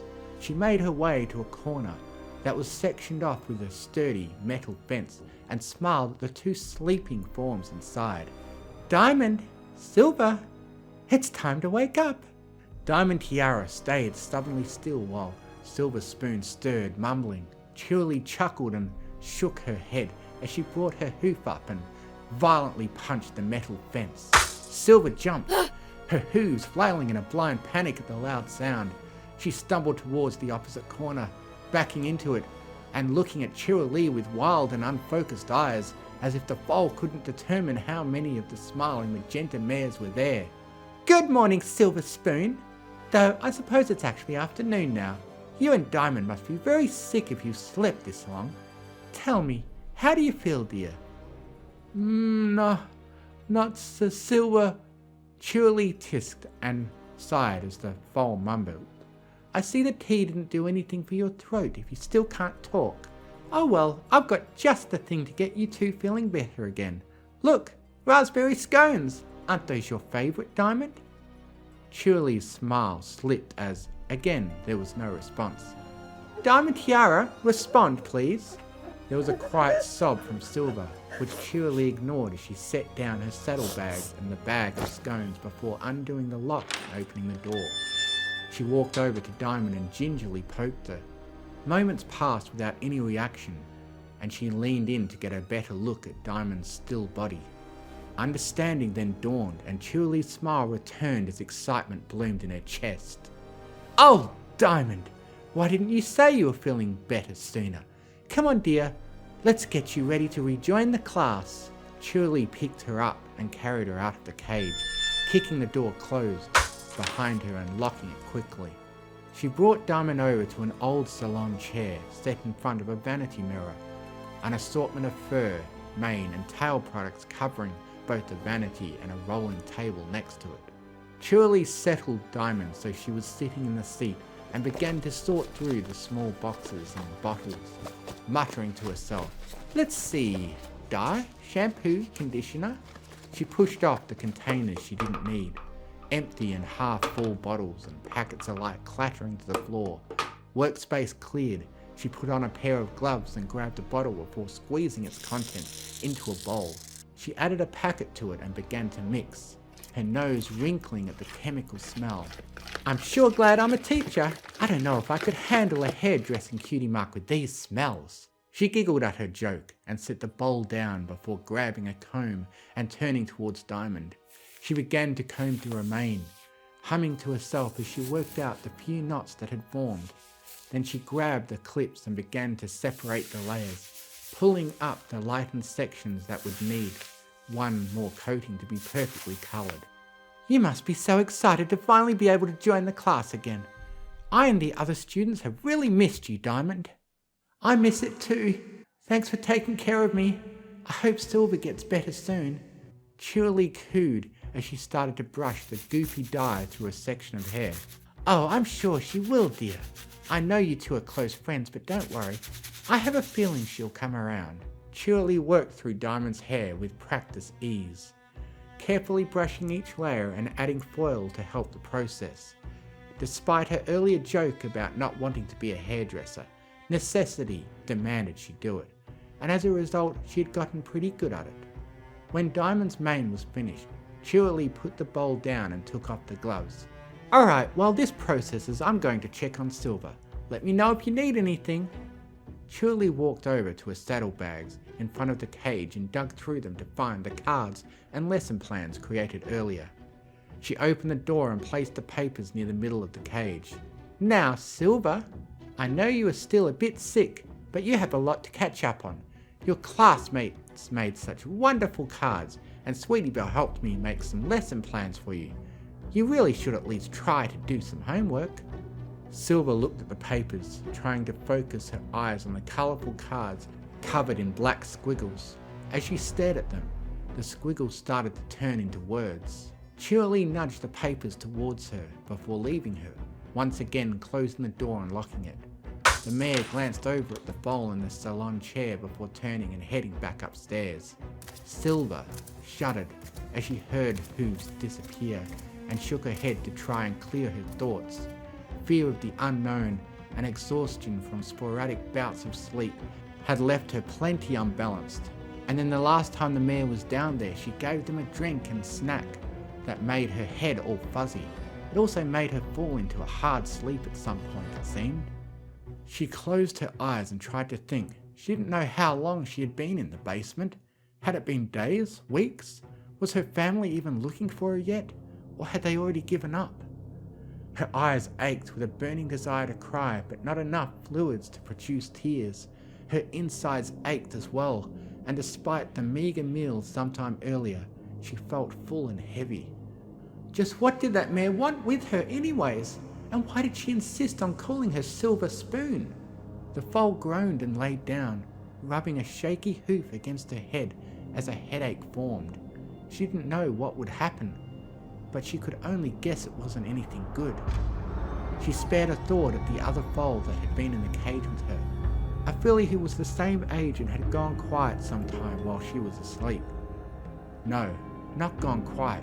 The other filly had died. A fact the strange mare had seemed excited about. There were hoof steps again, and the foal peeked an eye to try and see what was happening now. The mare descended with a large box balanced on her back and headed right over to the filly in the chair. She opened a piece of foil and nodded. Wonderful, your mane will be done soon. In the meantime, Diamond, let's go over some of this homework so you can get caught up on what you missed. Silver's eyes widened in terror as the mare put her hoof on the filly's face and moved her head, her voice pitching upwards. I don't know, Miss Cheerily. I really want to study with Silver. Oh, Grey Twilight, she's playing with her like a doll. Silver felt sick to her stomach as the mare, Miss Cheerily apparently, tersed and reprimanded Diamond. I understand, dear, but we don't know when Silver will be joining us again. If you get caught up now, then you can help her later. Oh, that's a great idea. Okay, let's do it. Wonderful, that's what I like to hear. Okay, so last week's lesson was... Silver tuned out of the mad mare's ramblings and stared at the papers in her cage. This was it, wasn't it? taken in and turned into some crazy teacher's doll. She shuddered and rubbed at her head again, only now her eyes were focusing enough to notice something different about her hoof. Her eyes widened, suddenly realizing that her coat had been darkened from white to a soft grey. Her skin crawled as she realized the mare must have dyed it while she was asleep. She pulled her mane over her shoulder, her stomach turning further when she saw her strawberry blonde hair had been dyed to a beautiful silver. Silver hair? Silver coat? That explains the name, I guess. Who was this foal to her? A student? If she wanted to be a teacher so badly, why didn't she just go teach? She looked at Cheerilee again, who was still going on and responding as the foal, as she now dried and styled her mane. And almost there. Done. Oh, your mane looks lovely as ever, Diamond. Ah, can't forget your tiara. The mare leaned over and dug through the box, finally emerging with a fancy wood box. She pulled out a beautiful and sparkling diamond tiara from inside and carefully placed it in the foal's hair. There we go. Thank you, Miss Cheerilee. I feel so much better now that my hair is right again. You are very welcome. Just one more step and then you can see your friends. Cheerilee dug through the box again and pulled out a series of vials and inks, setting them on the rolling table before heading over to a chest and pulling out a small tattoo machine. Buzzing soon filled the air as a crude tiara was tattooed onto Diamond's flanks, a close match to the one in her hair. The sight filled Silver with a fresh wave of dread. She hadn't yet gotten her cutie mark, and she was struck with the harsh reality that she would never have the chance to find it out. Instead, she would be given one that probably belonged to another pony, tattooed on her dead flank by a psycho mare in her basement so she could play dress-up dolls. A tear managed to well up and slip down her cheek. Cheerilee stepped back and looked over her work, nodding in satisfaction. All right, Diamond, you are ready to rejoin the class now. Make sure you give an extra thank you to Sweetie Belle for helping me with the lessons. I'm sure she'll be able to help you if you have any other questions outside of class too. Great! Thanks again so much, Cheerilee. Cheerilee turned Diamond's head towards Silver. I can't wait to see you again, Silver. Cheerilee picked her up and headed over to another door. One Silver hadn't noticed before, and one she wished she didn't see inside. It was a classroom, or rather a mock-up of one, with small desks in neat rows and posters plastering the walls. From what she could see of it, it looked neat, even if the furniture was obviously second hoof and slightly mismatched. The state of the desks was far from the most disturbing part of the room though, for there were other foals sitting at each desk. Silver stared in horror at the dozen or so bodies, each sitting up with perfect posture, perfectly happy faces with frozen smiles and glassy eyes staring forward. Cheerilee hummed happily as she carried Diamond into the classroom and placed her at the front. Great news, everyone! Diamond is feeling better again and is able to rejoin us! Silver found that she couldn't look away as Cheerilee walked all over the classroom, shifting her voice as she shook each foal and pretended to be them. When she seemed to run out of energy bouncing between her students, the mare brought Diamond to a seat and positioned her like the others. Cheerilee left the classroom, gently closing the door behind her. She went over to Silver and opened the door to place the bag of raspberry scones inside. I know you must miss your friends, Silver, but don't worry, these scones have a special ingredient that'll get you all better by tomorrow. Silver stared at the bag of pastries, wondering what was done to this food. Her ear flicked as she looked up at Cheerilee and croaked. Why? Cheerilee tilted her head at the question, a hint of clarity peeking through the manic tinge in her eyes. She looked back at her flank, at her cutie mark. Why? Because it's my purpose. You don't have a cutie mark yet, so you don't understand, But teaching is my life. It's what I'm good at and it's what I'm supposed to do." She shrugged and looked back at the foal. But as she continued to talk, it seemed she was more talking out loud to herself than to answer the question. "I was at my best when I was teaching my class, but then they grew up and Twilight School made my job obsolete, made me unnecessary. She took my whole purpose and just left me to try and figure out what else I was good at." She laughed bitterly. "The worst part is I wasted so much time trying other things, but nothing worked. But then, one night, I had the most wondrous dream, one where I was back in my classroom, back with my students. I woke up and knew what I had to do." She began to pace. "Of course, it was much easier said than done, and there was so much to think about and even more to prepare. I started with only a few of my students, those adorably rascally cutie mark crusaders, and for a while it was enough to be back with them. But I found myself missing more, missing my entire class. It's taken me a long time to get to this point, but I'm almost there." She stopped and smiled tenderly at Silver, now addressing her directly. "You are the final piece. Once you eat a scone and let the stone blossom finish its work, you'll get to join my class, join your friends, and I will have my purpose back." Cheerilee started to leave the cage and Silver panicked, desperate to not be left alone just yet. Wait! She shuddered and pushed away, her revulsion at addressing the mare like a teacher. "Miss Cheerilee? What's a stone blossom?"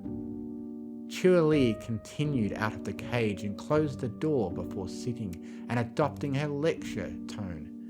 "That's a great question, Silver.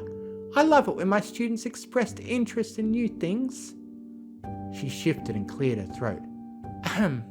"Stone blossom is a unique plant that grows near cockatrice nests in the Everfree. Specifically, it grows in areas of concentrated cockatrice waste. This gives it a unique biology that, when consumed by a pony or other creature, begins to turn them to stone from the inside out. A small dose simply starts to calcify and shut your organs down, usually starting with the stomach."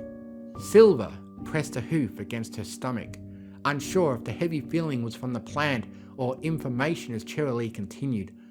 "Larger doses, however, quicken the process and make it irreversible. If dosed just right, your insides will be turned to stone and preserved, but it won't affect the outside of your body like your fur or your mane." "Oh, nature sure is fascinating, isn't it? I found out about the plant shortly after my forced retirement, when I was trying to find something else to fill my time with. Who would have guessed it would be the perfect thing for me to get my old life back?" Cheerilee giggled and stood up, making sure to lock the door and sparring one more glance at Silver. "Well, I hope you learned something. You still have those homework sheets to do if you were bored. And don't forget the stones as a study snack. I'll come check on you tomorrow, Silver." Silver was frozen, barely registering that the mare had left her. Slowly, she looked at the bag of scones.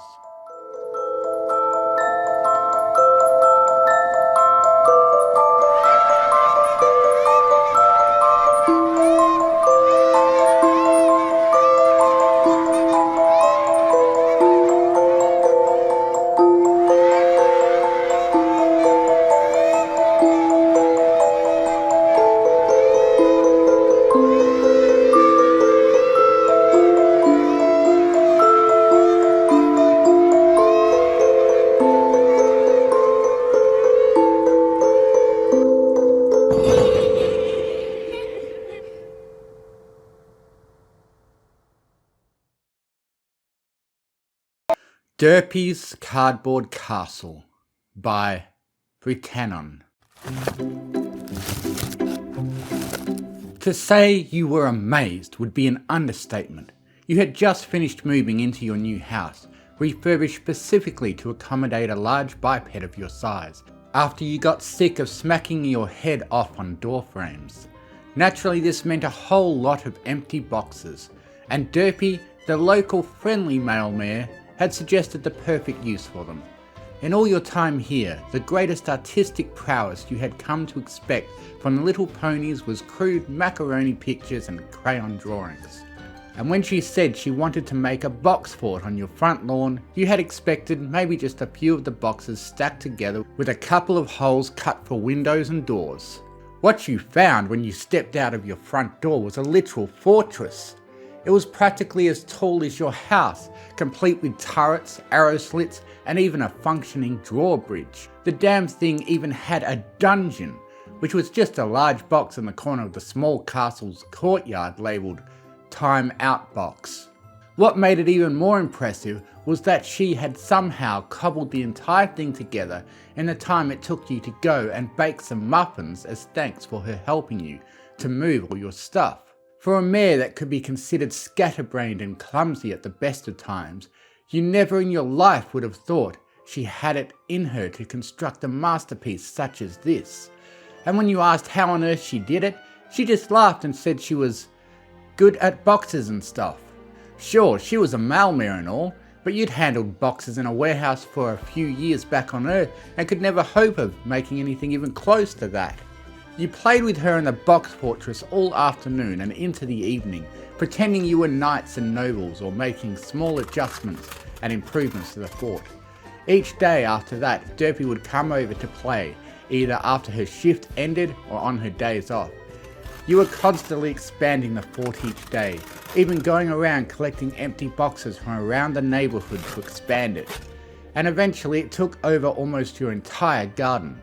Your front door opened directly into the castle's courtyard, and the walls were as high as the roof, and were now complete with stairs and walkways that could somehow support your weight despite being made almost entirely of cardboard. Some people might have complained about having their entire garden covered in cardboard, but all you felt was immense pride at having what had to be the coolest fucking box fort in all of Equestria in your garden. It was so cool you bet it even made the actual nobles who lived in real castles jealous. Your royal court had also expanded throughout the week, with many of yours and Derpy's friends and co-workers coming over to play pretend and have tea parties and such. Ponies walking by would stop and stare in awe, and you would invite them in to join in on the fun. It was actually rapidly becoming a local tourist attraction in Ponyville, and word was starting to spread further afield. As the word spread, ponies came from farther and farther away to marvel at Derpy's creation and play inside the fort with you. Though what you didn't know was the trouble which it was about to cause. Apparently the box fort was so big and impressive that it had thrown the local authorities into chaos, as it could now be considered to be a legitimate castle, and due to some weird equestrian laws, you and Derpy could technically be considered nobles now. This inevitably made a bunch of the actual nobles of Equestria incredibly jealous, and more than a few of them had come over, trying to insult you or demanding that you tear the whole thing down, and made rude gestures from the castle walls. There was no way in hell they would actually come inside to do anything about it. For a start, you had a functioning drawbridge that you could raise, and the little ponies weren't strong enough to barge through the solid cardboard door. There was also the fact that this was still your private property. So on top of getting in trouble with the law if they entered without your consent, they would also have to contend with the big, strong, freaky alien who owned the place. Several of the pesky little ponies had already tried to sneak in, only to practically wet themselves and run away crying as they saw you towering over them with a disapproving glare. Over time you felt like this could become somewhat of an annoyance. You didn't want to have to guard your property full time just to keep some jealous little snobs out. But at the same time, woe betide anyone who thought they could mess with Derpy's kick-ass castle. For the time being at least, it was still fun and games though. You enjoyed the company it brought as yours and Derpy's friends came to play in it every day, and the fact that you actually had a reason to stand and guard it made the games more fun than just battling pretend monsters and stuff. The main thing that actually concerned you about it was the effect the weather would have, as you didn't want a storm to come and reduce the entire thing to cardboard sludge all over your garden. But Derpy and her friends came up with a fairly simple yet ingenious solution. Several of her unicorn friends knew spells to make the cardboard water resistant, and Derpy and her other Pegasus friends said they would do their best to clear any clouds over your home if a storm did come. With their combined efforts, the cardboard should stay dry and intact through anything, meaning that you could keep this sweet castle and piss off the snooty nobility indefinitely.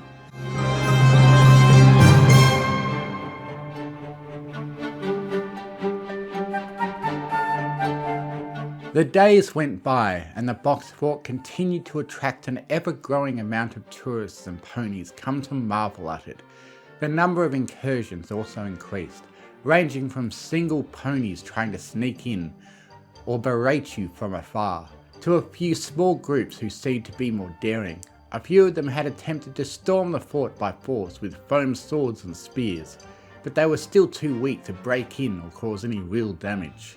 As a result, you had increased the castle's defences. The regulars who came over to play were all armed with their own foam weaponry, and your castle's new armory was equipped with spitball guns, water guns, foam nerf darts, and cans of silly string spray.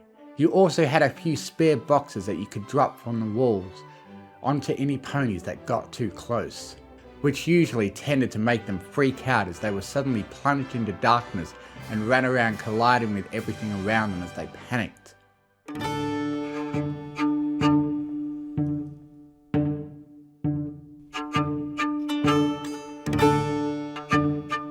Some may have called this overkill. However, Twilight always loved to remind you that there was no such thing as being over-prepared, so you had decided to take her words to heart, and today you were thanking Celestia that you did.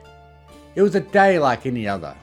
As Derpy and the 15 or so assorted ponies played in the castle whilst you took your turn standing watch on top of the walls, they were currently having another tea party, and your nose twitched as you smelled fresh muffins being brought out of your kitchen on a tray. You were about to jump down and join them for a bite to eat when something in the distance caught your eye. A large plume of dust was being kicked up on the road leading out of town, and as you stood there and watched it, seemed to be getting closer and growing in size. As you surveyed the dust plume, you could make out the indistinct shapes of colourful ponies, a rather large group from the looks of it, all banded together and kicking up the immense dust cloud that had initially caught your attention. You felt a sinking feeling in your gut. Ponies certainly like to form their angry mobs from time to time, but you usually stayed well clear of them since the matters that riled them up were usually trivial and didn't affect you, and you didn't like the shouting and the hassle. The longer you watched, however, the more it began to dawn on you that this mob in particular seemed to be headed straight towards your house. Guys, we might have a bit of a problem here, you called down into the castle's courtyard. You continued to observe the crowd as Derpy flew up beside you, and a few of the other ponies began to climb up to see for themselves what was going on. Their ears pointed at attention and concern evident on their faces. By now the mob was getting close enough that you could make out more specific features, and what you saw troubled you even further. The first and foremost thing that caught your eye were the banners they were waving. Elaborately decorated flags fluttering in the breeze that bore the sigils of some of the noble houses you were familiar with. Some you didn't recognise, but you gulped as it was immediately evident that they were definitely coming for you. The next thing you saw was their assorted armour and weaponry. Most wore crude cardboard armour, however a few sported some made out of foam or had tied pillows around themselves. Between them they carried an assortment of foam swords and spears, bows and water guns, more or less the same as what you had, except they had to be at least around 60 or 70 of them compared to the less than 20 of you. The ponies around you began to panic as they saw the mob drawing near. What are we gonna do? There's so many of them! They're gonna tear down the castle! Not on your watch. You can understand if your neighbours or other townspeople wanted the box fort taken down if it was deemed to be an eyesore, but jealous nobles were a totally different matter. Besides, your neighbours were right here playing in the fort with you, and they thought it was awesome. These rich snobs could come and taste your cold steel, foam. Every pony get to the armory, grab whatever you can, and take up positions on the wall, you yelled, barking out the orders to get every pony moving. Most did as instructed, however a few stayed staring at you, their ears splayed back in panic and their eyes afraid and uncertain. "Anon, we can't fight them, there's so many!" Roseluck cried as her sisters stood there trembling behind her, shaking their heads in agreement. "We can and will, Roseluck," you replied with confidence. "I'm not about to let some stuck-up rich kids tear down this masterpiece. You can hide inside the house if you want to, but the only other option is to try and leave through that mob, and I don't think they're too happy with us right now." The group of mares looked around nervously, weighing up their options. You fully expected them to dart inside and hide under your massive human-sized bed, but eventually they shakily agreed. Okay, we'll help. There's no way I'm going out there," she gestured to the crowd with her hoof. And I don't want to hide in your house and leave you guys by yourselves." You admired her resolve.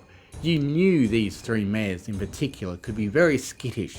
It took them a full month after you arrived in Equestria to actually work up the courage to even talk to you, but since then they had become quite close friends of yours. "Thanks, girls, it means a lot," you smiled at them proudly. "Now go and get geared up." Yes, sir, they said in unison, giving you a mock salute and bolting down to the armory. By now most of your group had armed themselves and were beginning to take up positions along the walls. And just in the nick of time too, the mob of nobles was making their way down your street, almost at your garden, as one of them abruptly halted and their leader emerged from the crowd, stepping forth up to your garden gate to issue his demands. "Anonymous! Miss Hooves, I, Earl Snot-Nose IV, have come to demand the immediate surrender of you and your court," he yelled up at the walls. You snickered at his name and continued. "You shall lay down your arms and come out peacefully, and you shall then help to tear down this ghastly eyesore you call a castle." "Why, what gives you the right?" you yelled back down at him. "This is my property, I can do what I want on it." Snot-Nose snorted and stomped his hoop in frustration. "The simple fact is that your property does not give you the right to build a crude fortress and try to establish yourself as a noble," he spat. "A mere peasant cannot simply gain his status and put himself on our level of prestige and importance through the use of cardboard and basic crafting equipment. It's an outrage and a disgrace, and we shall not stand for it." "Sounds like some pony's jealous," you laughed. You couldn't actually care less about being a noble, or an aristocrat, or anything of the sort. You just liked playing with Derpy in the cool castle that she made, and you weren't about to let some random ponies come and spoil her fun. "Jealous? Jealous?" he cried, stopping his hoofsies in the dirt. You could swear you saw steam coming out of his ears and his face went bright red. "You're tarnishing our reputation and our good names. Cease this ridiculous charade and come out here at once. I demand it." You turned to Derpy in mock discussion, who had taken a place next to you to observe the scene. You both nodded your wordless agreement to each other, then turned back to Earl Snot-Nose as you both blew a massive raspberry at him. The sheer incredulity and outrage on his face almost had you bent double with laughter as his entourage and recoiled in horror at the vicious taunting. That's it then!" he screamed in rage. "We'll see who's laughing soon enough!" If you had to guess, it would still be you. As he stomped his way back to his group, you commanded your own to make ready. Foam arrows were knocked, spitballs were spat into blowpipes, and other ponies were pumping their water guns or readying cans of silly string. Your garden was going to be absolutely trashed after this, but your heart pounded in excitement.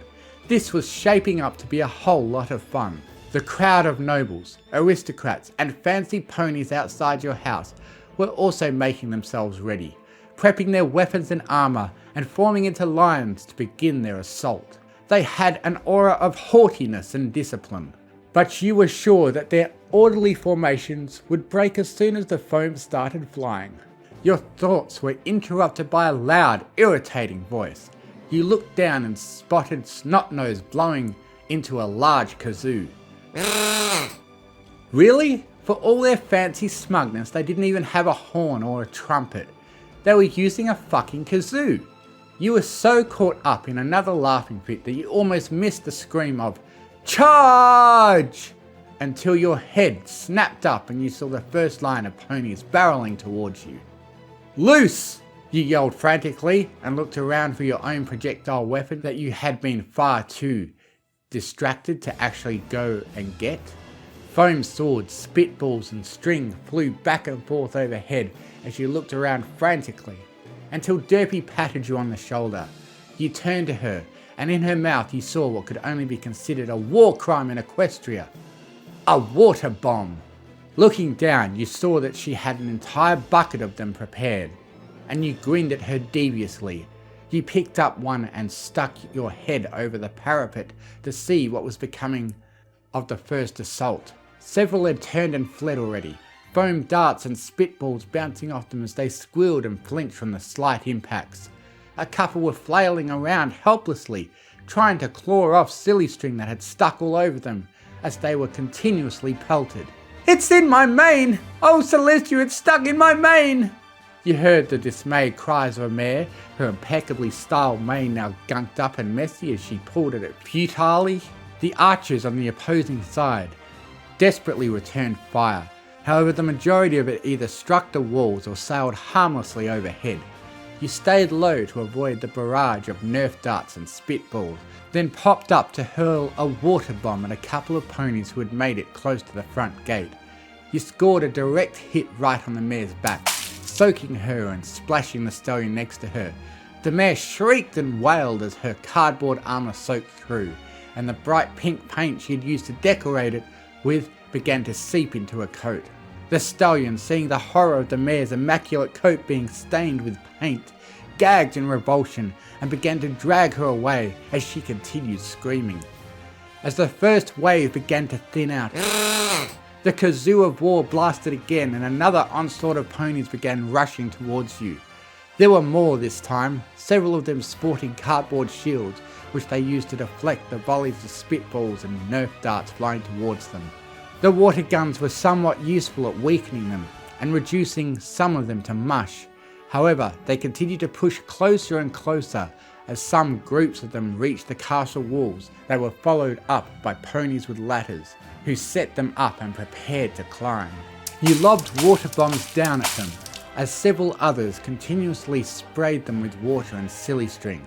But these guys were hardcore. Some of them broke and fled. However, it seemed like the majority of this group could stand getting a little wet and having their expensive styled manes ruined. They ascended, but as a stone reached the top, you drew your inflatable sword and bapped him on the head several times. By the third blow, he had dropped his weapon and was using his hooves to shield his face, crying out for you to stop and for his comrades to let him down. Not wanting to actually hurt the poor pony, you ceased your attack and let him go back down, and then repeated the process for the next several ponies who tried to climb up the same ladder.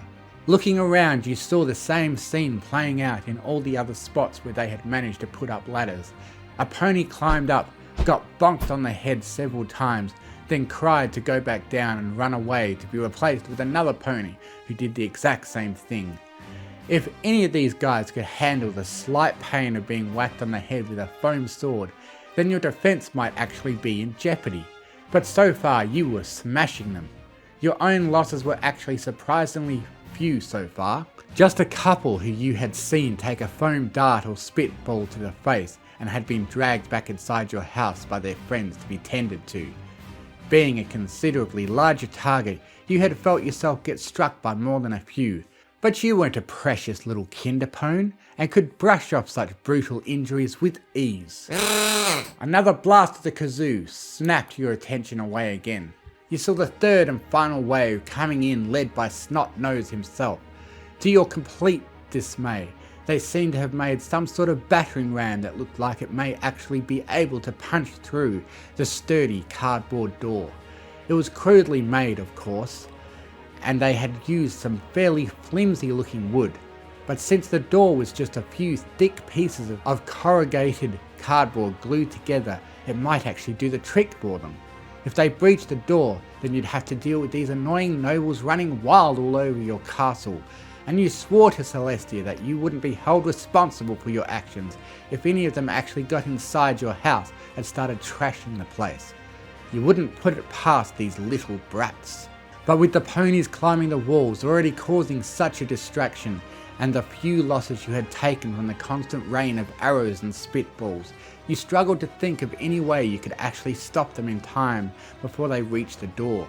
You could also see that several of your defenders had run out of foam darts, and empty cans of silly string were littering the floor. There was no way you could run out of spitballs since it was just chewed up bits of paper. However, their effectiveness was limited due to their short range and weak impact. The main effect they had was the icky grossness of being hit with some pony else's spit. However, as the battle went on, the attackers were becoming more hardened against such things. Despite all this, a plan did begin to take shape in your head. It was time to pull out the big guns and end this once and for all. You gathered up all the ponies who weren't actively engaged in swatting the attackers off their ladders and raining down their remaining foam arrows. There were 8 of you in total, and once you'd gathered them all, you began to give out your instructions. You sent Lyra, Bonbon and Amethyst to go fill up as many buckets of water as they could and bring them back up to the top of the gate. In the meantime, you, Derpy and Time Turner would drag some of the spare larger boxes up there, whilst Roseluck and Daisy went to collect all the spare foam darts and ammunition they could find. The nobles might breach the gate alright, but you were now certain they would not like what they found once they got inside. As the gathered items began to stack up, the battering ram finally made it to the gate, and you felt the catwalk shudder beneath your feet as it slammed against the door. You lobbed your few remaining water bombs down, drenching a couple and causing them to flee in dismay. However, there was still a rather large group of persistent nobles trying to breach. The ladders also still had groups of ponies trying to climb up, though their attempts were slacking off a bit due to the lack of success they were finding. A pony climbing a ladder could hardly wield a foam weapon effectively, so all it was taking to hold them off was a few of your own waiting at the top to bonk them before they could climb over the edge. But due to their lack of creativity, they kept persisting with the same strategy. There was another shudder as the ram was heaved against the door again, and you heard the cardboard begin to creak and give as it was pushed inwards. Another couple of hits and the whole door would likely give way. At that moment you saw Lyra, Bonbon and Amethyst Star come charging through your front door. Several buckets and containers filled with water balanced on their back or held in the telekinesis of the 2 unicorns. They rushed up to you, panting and heaving as they deposited them all at your feet. The supplies were all now gathered and the trap was set. You then instructed everyone in the group to go and form a horseshoe-shaped perimeter around the door in the courtyard, ready for when they breached. You, Derpy and Time Turner would remain on the wall above the door to spring the trap, and the defenders fending the attackers off the ladders would stay to make sure no pony climbed up behind you. You heard a shout of "Heave!" from Snotnose before you felt the impact of a final, almighty slam beneath your feet. And finally the door gave way, the cardboard tearing and buckling inwards. There were cheers from outside as the attackers celebrated their imminent success, and you saw your assembled kin in the courtyard balk in fear and prepare to defend themselves as you readied a large bucket of water in your hands. The battering ram was pulled out of the way, and all at once several ponies came charging into your courtyard led by none other than Snotnose. As the defenders braced, you upended your bucket of water, and Derpy did the same with another. There was a colossal as the nobles were all immediately soaked to the bone, and they began to cry out and shriek in horror as Time Turner started kicking empty boxes down on top of them. Soaking wet, cold and now plunged into darkness, The attackers in the courtyard fell into a state of complete hysteria and disarray. Those who had not been boxed either stood dumbstruck at how suddenly and thoroughly they had been drenched, or tried to run back out the door, which was now being clogged by more waves of attackers trying to get in.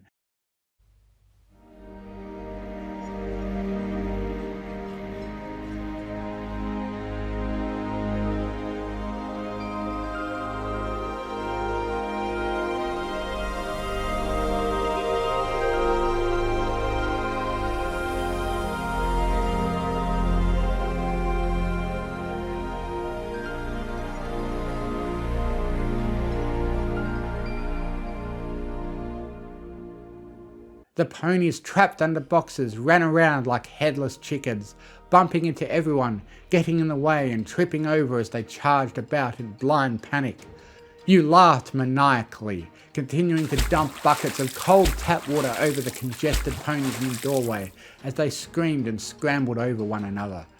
The grass under their hooves was rapidly being reduced to a slippery, muddy marsh, sowing absolute chaos as ponies slipped and coated themselves in filth. Their morale was shattered, and the nobles all began to turn tail and flee as your defenders beat at them with foamed swords and spears and fired off the last of their ammunition at the retreating mob. There were victorious cheers and whoops from your friends as the battle began to turn, and more than a few rude taunts and raspberries blown as the sodden, disheartened nobles all ran away. All except a few who were still trapped under boxes, who had mostly given up and running around, bouncing off of everything and resigned themselves to laying on the ground in defeat. You confidently strode back down from the wall into the courtyard, a massive grin plastered over your face as your friends and fellow defenders matched you with their own weary smiles. The day was surely won, and now was the time to deal with the aftermath. You lifted a few of the boxes off the trapped ponies, who immediately scampered for the caved-in door and bolted away, their tails tucked between their legs. From the last box, however, you heard some weak cries and mumbles. "Who's there? Did we win? Let me out this instant!" You recognised that voice. It was Snotnose. You lifted the box free and saw the uppity noble huddled into a ball, his wet mane plastered all over his face as he shivered from the cold and squinted at the sudden light pouring into his eyes. As he met your gaze, he gulped in fear, huddling further into himself. I suppose we lost?" he muttered, his teeth beginning to chatter either from the cold or the fear he was feeling at having you tower over him. "That you did," you replied, your voice flat and neutral as you gave him a disapproving stare. "Some pony fetch this stallion a towel. We're going to have a little chat and negotiate the terms of his surrender." He flinched at the mention of surrender. He had thought he was on the cusp of victory, only to be taken as your prisoner and reduced to a pitiful, shivering wreck. And true to his name, he sniffed, and you could see streaks of snot coming from his snoot, mixing with the water dripping down his face, and making him look quite the sorry sight. As Derpy hurried off to grab a towel from inside your house, you outlined your demands to Snotnose. Your castle would not be taken down, and you had further plans to repair and improve upon it. The constant harassment from nobles would cease, and they would all go back home to wherever they came from, and you warned him that any further incursions or attacks from them would meet the same fate, if not worse. And finally, you demanded that he make a public apology in the town square, both to you and your friends for laying siege to your house and causing so much distress, and to the greater town at large for causing such a ruckus by leading a large mob through it. For your part, you informed him that neither you or Derpy even wanted to be nobles in the first place, and were quite content to be left alone to play in the castle. You certainly didn't want any invitations to any of their fancy balls or functions, or any more snobs up in your business. He begrudgingly accepted your demands. However, he seemed considerably more relieved and at ease after you promised him that just because you now had a castle and were technically nobles, you had absolutely no intention of trying to mingle with the aristocracy or meddle with their business. As Derpy returned and draped a towel over him, his shivering eased off and he stood on shaky hooves. You escorted him to the gate, and before he left, he took a moment to look around and survey the damage he had caused. You did the same, seeing the absolute mess that had become of your garden and the streets surrounding your house. The grass had all been reduced to mud, soaked by the water barrages and trampled by countless hooves, and there were foam darts and trails of silly string all over the place, as well as mushed up piles of cardboard that had once been used as shields or armour. Despite it all, however, the castle still stood. It was marred and dented everywhere, and the front gate obviously needed replacing, and it was definitely going to take a while to patch it all up and make it look nice again. But despite everything that had happened, it stood proudly. It was a marvel of engineering, and you were convinced that Derpy was in the wrong profession working for the mail service. Snot-Nose turned to you at the gate and stretched his hoof out. "I suppose this is it then, Anonymous. You have bested us fair and square, and I concede to your demands. I, Earl Snot-Nose the Fourth, shall not be bothering you again. Farewell." You shook his outreached hoof gladly. In the face of all the carnage he had wrought and the colossal mess he had made, you had an absolute blast.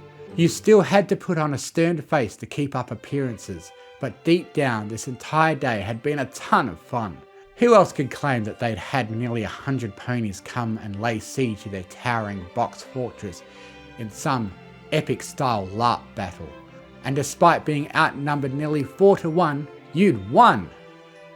Sure, you were probably going to have to spend the next few days cleaning all this up and apologising to every pony on your street for the mess you'd made, but it had been absolutely worth it. You were almost tempted to go back on your demand that he not bother you again and ask if you could rebook the same thing for next year, though you felt like you might get a few angry words from Mare or Twilight Sparkle for it. So you shook his hoof and left him to trudge back to his sullen, dirty, disheartened band of nobles who were gathered in the street waiting for him, tending to their bruises and trying to scrub off some of the dirt that had ingrained into their fur. "Farewell, Snot-Nose," you smiled, "and don't come back." And with that, you turned to your weary group of friends to go and celebrate your heroic victory. There were muffins to be eaten and tea to be drank, and as the late afternoon began to turn into evening, you were sure the cleaning up could wait until tomorrow.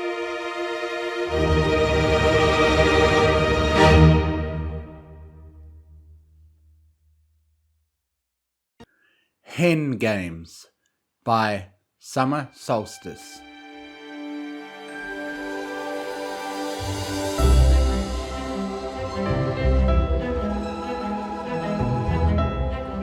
Celestia watched over Scootaloo's shoulder as Applebloom and Sweetie Belle departed, sisters leading the way. Their forms gradually disappeared into the eventide horizon. Celestia brought her head low to the filly and spoke. "Child, you are expecting some pony to accompany your return to Ponyville, are you not?" Scootaloo's answer came uncertainly. "Yeah, Rainbow Dash was supposed to pick me up with every pony else, but I don't see her anywhere." Celestia pondered. I'm certain it's nothing to fret over, but I could look for her if you'd like." Scootaloo bobbed her head rapidly, and Celestia returned it with a single placent nod. Turning away from the filly, she gestured to her guards and then Scootaloo. "Guards, see that this young lady is protected on my leave." Then, to Scootaloo, "I will not be long." Though Celestia knew not much about Twilight's friends, she could expect with certainty the Rainbow One would arrive by feather over hoof.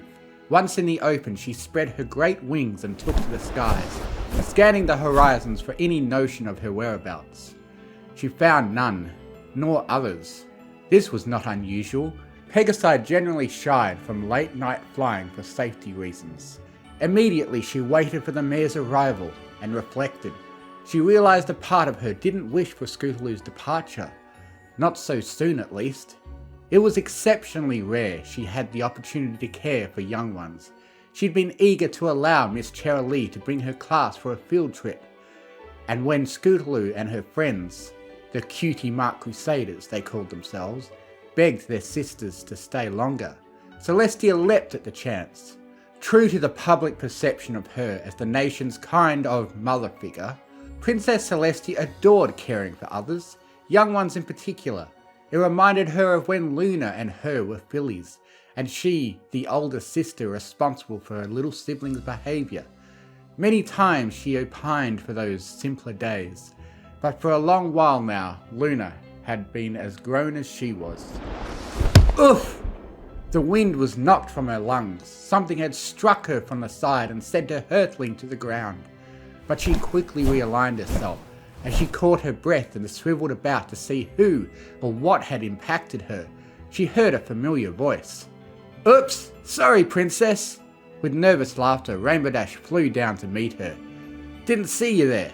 Got caught up with some stuff and came here as fast as I could. Which, as you can probably tell, is pretty fast. Not that I'm bragging or anything. Indeed, never bragging, she thought mirthfully. It's alright, I've endured far worse in my time. Come, Scootaloo is waiting for you. When Celestia returned alongside Rainbow, Scootaloo's expression brightened. She bounced on her hooves excitedly and tossed the two a wave. Sup, Squirt, said Rainbow, and ruffled the filly's mane into an unkempt mess. But where Scootaloo expected her to offer up her back, Rainbow continued. Had some tryouts come up, so I won't be able to take you home tonight, and your aunts won't be able to come for a few days either. Was thinking the princess could keep you a bit longer till I got the time. Scootaloo pouted, cast her gaze downwards. Oh, okay. Oh, come on, kid.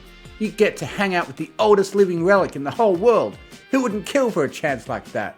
Celestia frowned, raised an eyebrow in Rainbow's direction.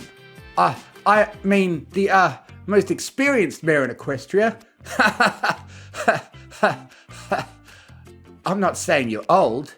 Rainbow gulped, and Celestia, after snorting, burst into a fit of ladylike giggles.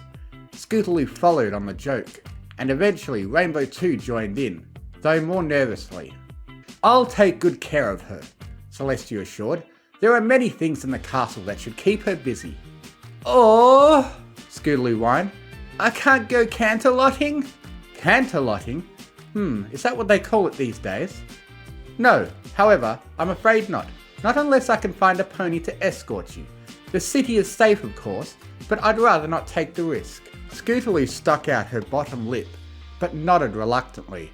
As Celestia observed, Rainbow crouched to Scootaloo's ear and whispered words unheard. Whatever she had said, it changed the filly's disappointment to a queer grin. Well, see you later then. Hopefully tomorrow. Hopefully without crashing into me this time, Celestia said, winking, and crimson flush rose to Rainbow's cheeks. Scootaloo gawked at her. Wait, did you seriously? Well, gotta go. See you later! Before Scootaloo could finish assessing the truth of Celestia's accusations, Rainbow was dashing madly away. She hadn't bothered to finish her sentence before she was gone, words becoming harder and harder to make out as she disappeared like a twinkle into the dusk horizon. Celestia watched her departure with a half smile, amused, and then returned her attention to her charge. So then, Celestia said, I'll see to it that you eat well tonight. Perhaps, now that it is just you and I? Softly smiling, Celestia leaned down to Scootaloo's level. Perhaps I'll permit you a drink of wine. My cabinets are stocked with only the finest vintage liquors in Equestria. Just a sip though, and no telling. Abruptly she rose, and beckoned with an unfurling wing. But in the meantime, let us head off to sup.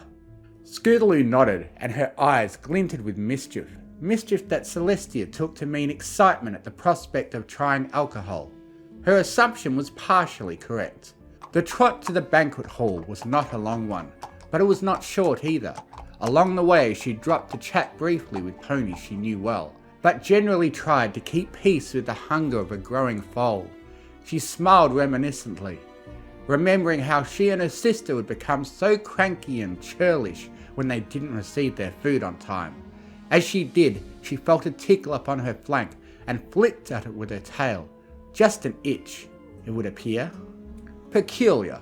Celestia began to note how the guards and attendants would glance her way and chuckle amongst themselves. She wondered what it was they found so funny.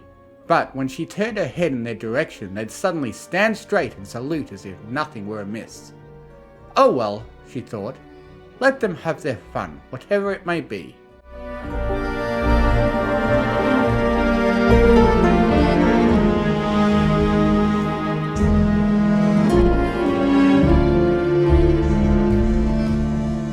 Later that night, after being filled with a generous meal prepared by the masterful hooves of Celestia's chefs, Scootaloo lay in bed, gazing up at the darkened ceiling.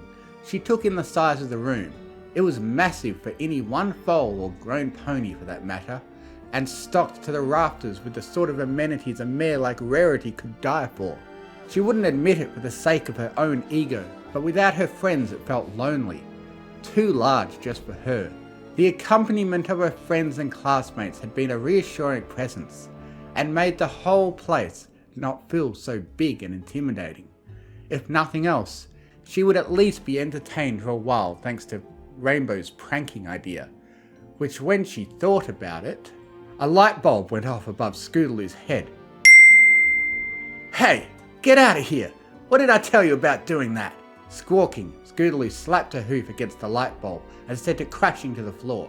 That stupid thing seemed to really enjoy interrupting her when she was about to have an idea. Now she had to recollect herself and figure out where she had been.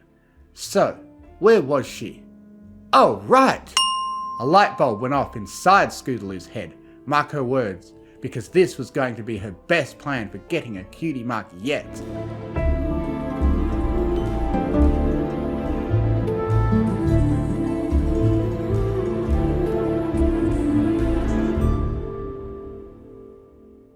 It wasn't until Celestia went to bed and she finally noticed the sticky note taped to her butt.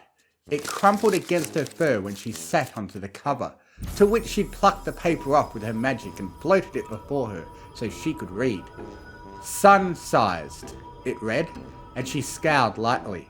The talk over how she had a larger than average plank was not an uncommon one, and it was a joke she didn't much appreciate. She'd never personally been one for mocking others' appearances. She shrugged, scrunched the offending paper into a tight ball, and tossed it into the fireplace.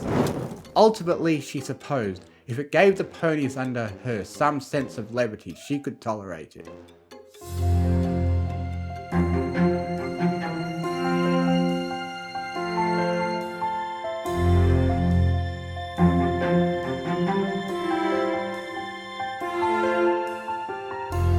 The following morning, upon her wake, she'd forgotten entirely the joke and the prankster who played it on her.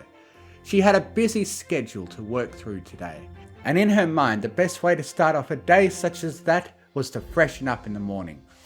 Her shower went without trouble, and then she went to Scootaloo's room to alert her for breakfast. But oddly, when she knocked upon the filly's door, she received no answer. When she peeked inside after announcing her presence, she saw the girl wasn't present at all.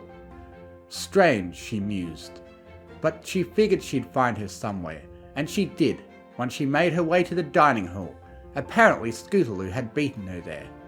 "Good morning to you," Celestia greeted. "I was wondering why you weren't in your chambers." Scootaloo beamed. If Celestia didn't know any better, she swore it seemed like she was trying to hold something back. "Morning, princess. Yeah, I was really hungry, so I came early." Celestia nodded and politely took her place opposite the girl.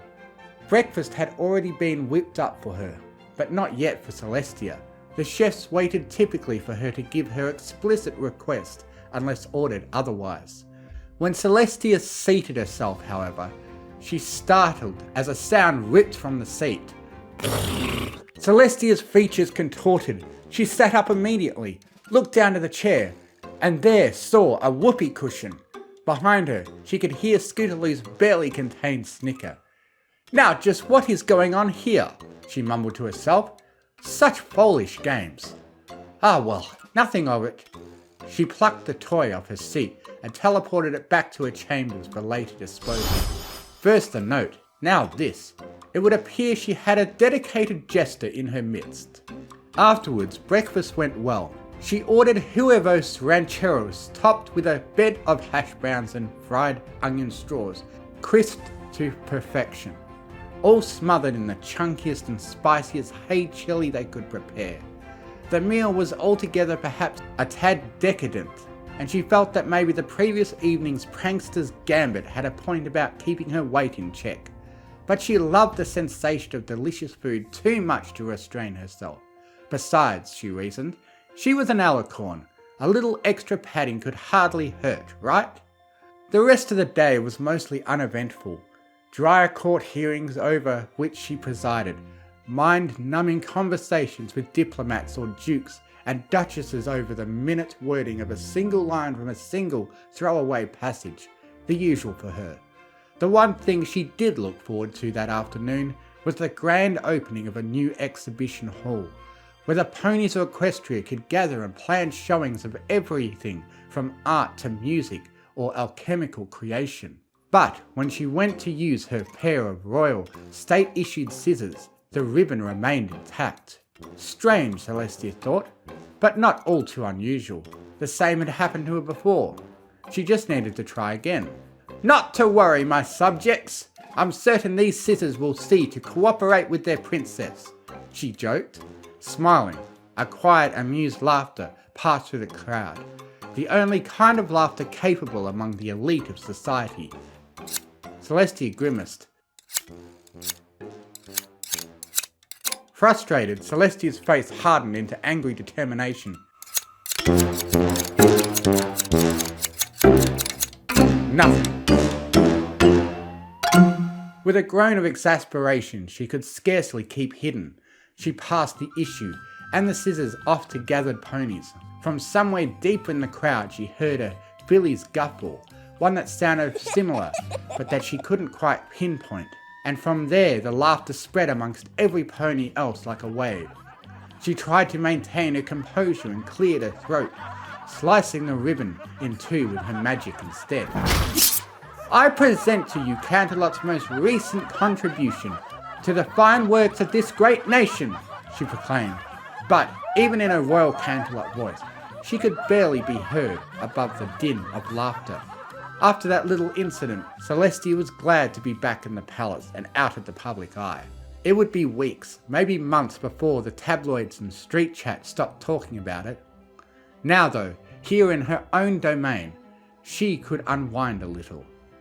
Dinner came soon, and she was eager to dine. Scootaloo sat across from her as before, and Luna alongside towards the end of the table. The three were engaged in small conversation over nothing in particular when the food arrived, and Celestia was surprised. She hadn't given any explicit orders for tonight's meal. She supposed the chefs must have had something in mind they wanted her to try. Each meal was different. Scootaloo had a chickpea burger with spicy barbecue sauce and fried pickles.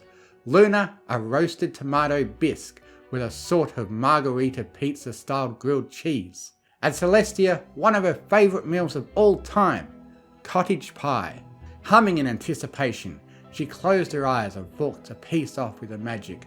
She levitated the forkful up into her mouth and awaited the savoury goodness of potatoes and hay beef. She nearly gagged on her own fork. The taste was wrong. Eyes wide, she stared down at her plate, and past the pie she saw what looked like cake? Yes, right there, where she'd removed a piece from the greater whole. Rather than more potato layer and pie filling behind it, it looked like the inside of a strawberry cake with vanilla frosting. Inspecting it further, she scooped up the potato mash and tried that on its own. Frosting, some with the filling. When she actually got past the fact that the whole thing was just a big piece of cake, she could enjoy it, but the initial expectation and utterly unexpected surprise had shaken her. What great fun! Luna exclaimed, clapping her silver-clad hooves together. Whoever played this upon you must be of great mind and greater humour. Dear sister, you should feel honoured. Yes, Celestia replied stiffly, smiling like cardboard. Honoured.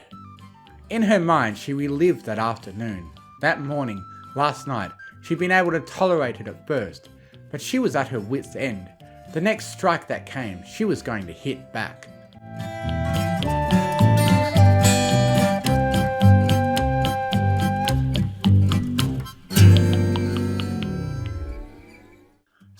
Lulu hopped off her high chair once Celestia announced her departure for the evening. Grinning, she skipped over to Luna and prodded her shoulder with her forehoop. "Luna! Luna! Luna!" The princess quirked her head. "Yes, little Scoots?" she asked. Grinning wider, Scootaloo leaned up and whispered for Luna's ears only. "I was the one who did the cake prank, and the scissors, and, basically everything else. I'm trying to get my prankster's cutie mark." "Oh!" Luna exclaimed. For a momentary flicker, the nighty mare thought to alert her sister, then thought better of it. In fact, she thought of a much better idea. "Dear Scootaloo," she purred, "I have a proposition for you."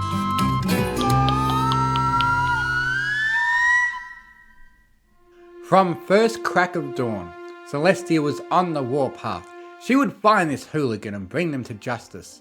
For her that meant only a stern reprimand. But heavens help her if she couldn't put the fear of divinity into a mare. Oddly, she could find neither high nor low the filly named Scootaloo, neither in her room nor at breakfast. More strangely, however, was the lack of pranks throughout the rest of the day. What gives? She wondered.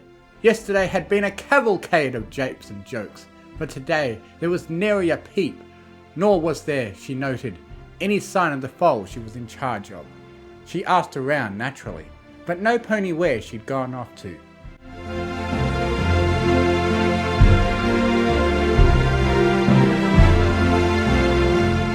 Hours passed, as did lunchtime, and nothing.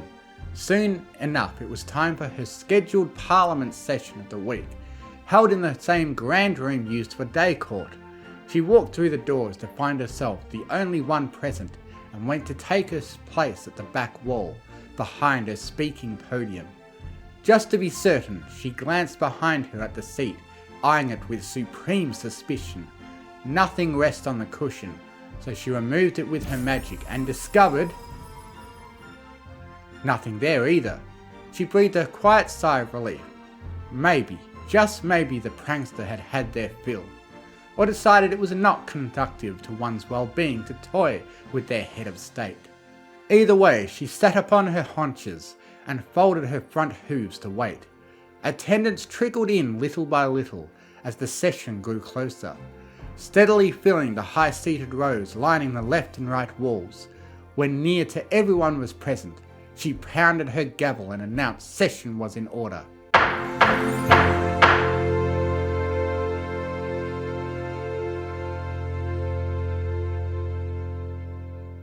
"Now where, oh where is my assistant?" she questioned, and slyly paged said mare in the lulls between talking. But right when she was ready to send it out, her beloved secretary arrived. "My sincerest apologies," Raven said, bowing and crossing herself profusely. "I'm not sure what happened, but I couldn't find the coffee pot anywhere. Then I just did, and I had some already freshly brewed. So I brought that." "I see," said Celestia, skeptically. She took the non-offensive looking cup of joe and sniffed. "Well then, all seems in order to me. Thank you, Raven." "Of course, Your Majesty. Just let me know if you need anything else," Raven said, bowing again. When Celestia took her sip, she did so daintily.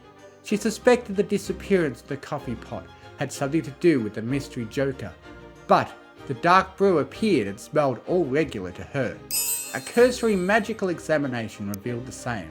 A pony would need to be a very powerful caster to hide a spell or potion from her, and certainly a child like Scootaloo could never accomplish such a feat, for she'd begun to suspect her the machinator behind all these recent troubles. Then she felt something. She'd already drunk half the cup and sensed it was too late. Beneath her, Celestia felt her body being pushed up. More padding was gathering under her, like the cushion was gradually expanding. But no, when she looked down, she saw it wasn't the cushion, it was her rump.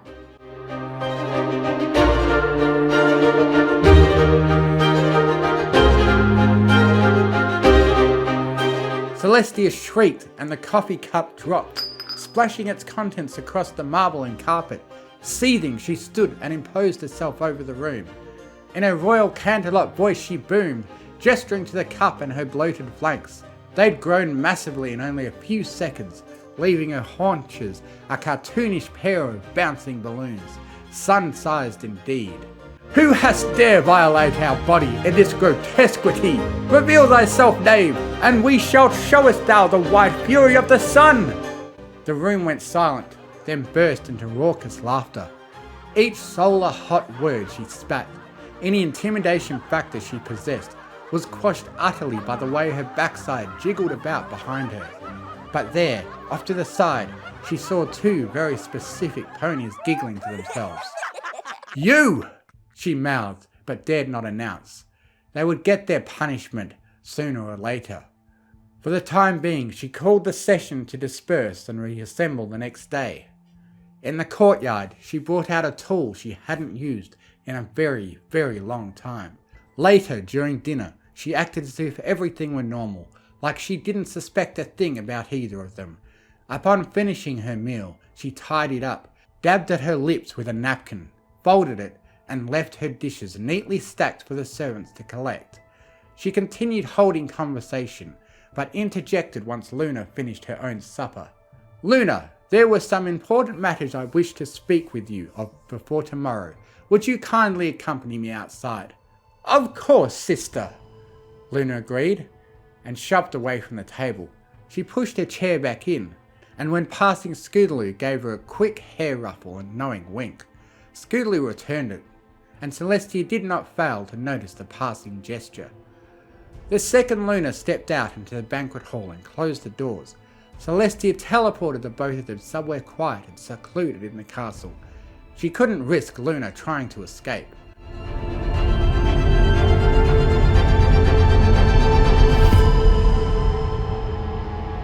"I know," Celestia stated simply, levelling a stern glare her sister's way that could melt steel beams, a fact which couldn't be said about jet fuel.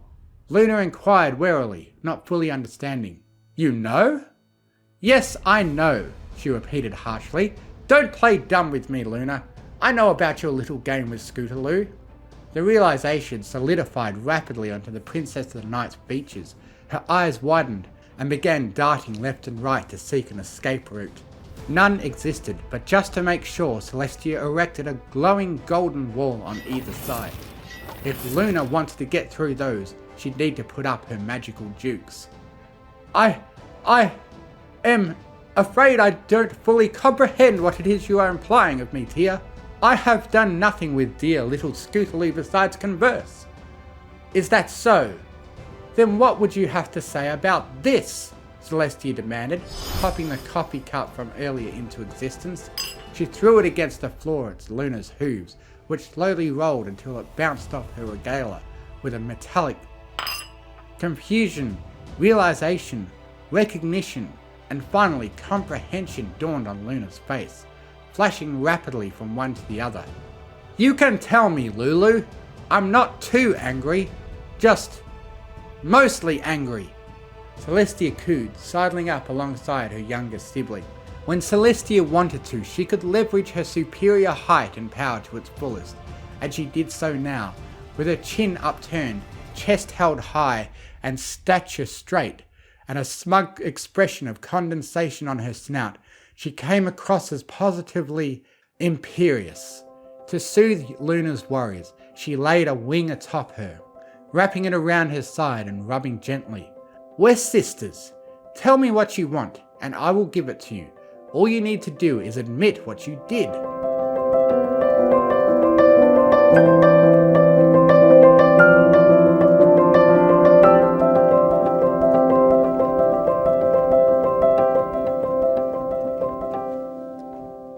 Scootaloo was left alone in the dining room for an uncomfortably long wait before Celestia returned. Luna, however, was nowhere in sight. She was too busy playing on her brand sparkling new Haystation 5.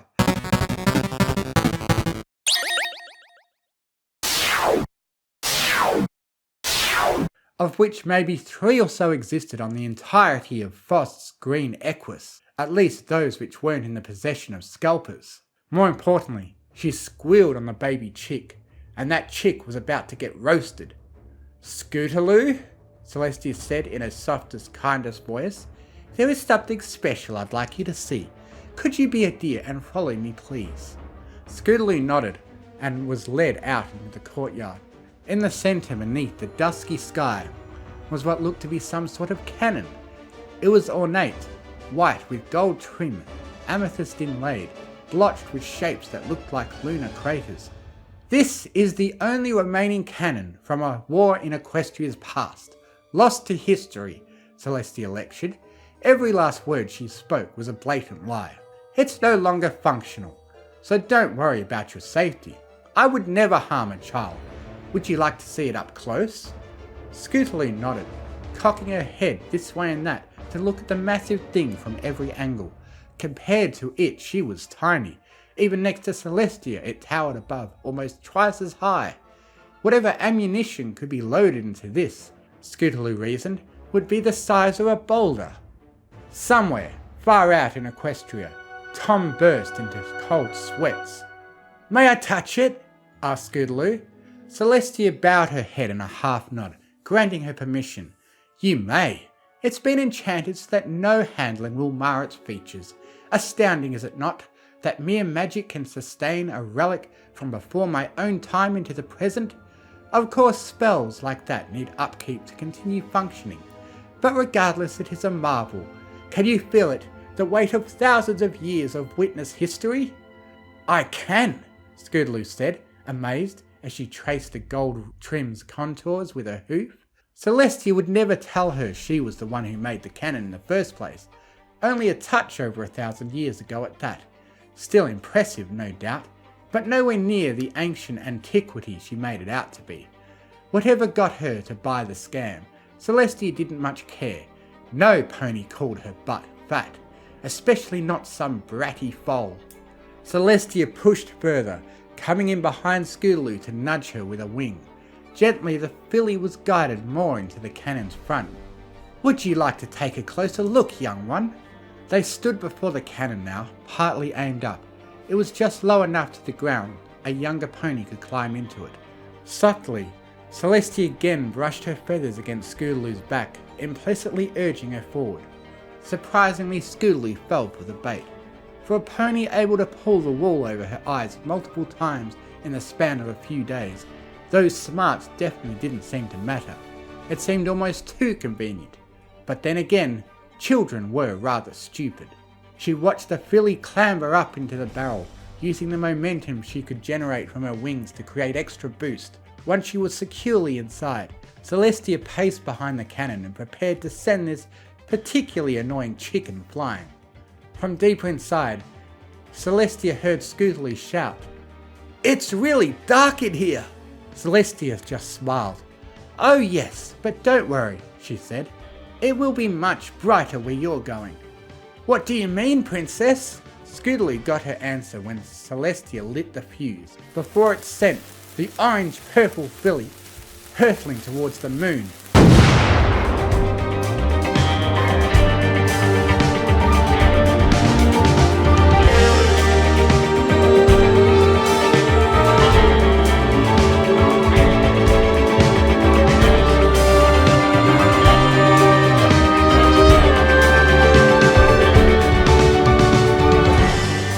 She offered her one last comment. "This is for calling me fat!" And thus, amidst the boom of the cannon and the surprised scream of Scootaloo gradually tapering off into the horizon, Celestia cackled.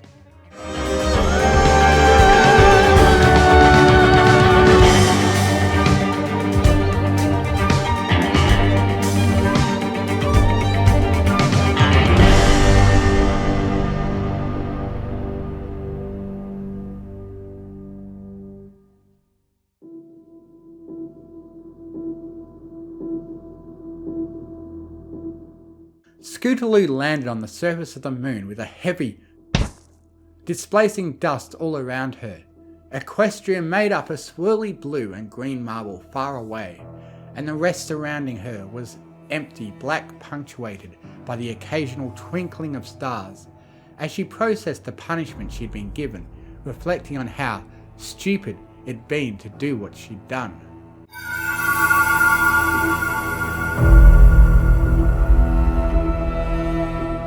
She looked down, overjoyed momentarily at having finally gotten a cutie mark. The whole point of this venture had been to get it, and although she now faced indeterminate imprisonment on the surface of the moon, she'd achieved her goals. Eagerly, she looked down to her flank and saw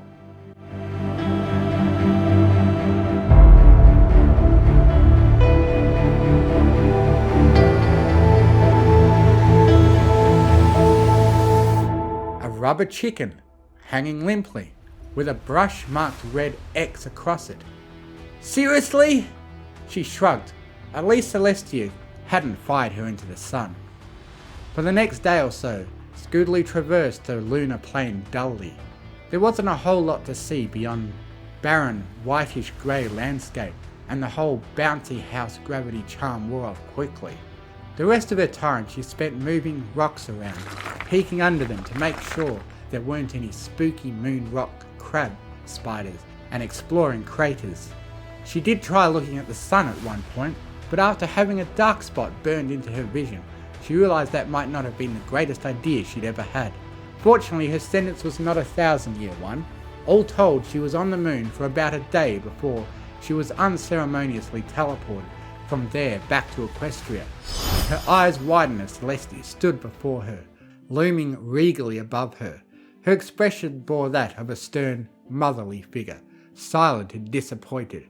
She said not a word, as though waiting for Scootaloo to first break the silence. Scootaloo bowed and apologised. "I'm sorry, Princess. You should be. Mocking your elders for things which they cannot help is not a very kind thing to do." She said this, of course, knowing that she could absolutely slim down if she only cut back on the calories. She wasn't going to tell Scootaloo that, though. What was she? Stupid? "Besides," she laughed, "I believe your new cutie mark is punishment enough." "Oh, yeah, that." On second thought, maybe Scootaloo would have preferred she'd been fired into the sun. But before she could mull over that for very long, the cutie mark disappeared from her flanks. Celestia grinned like a madmare and leaned close, whispering to Scootaloo.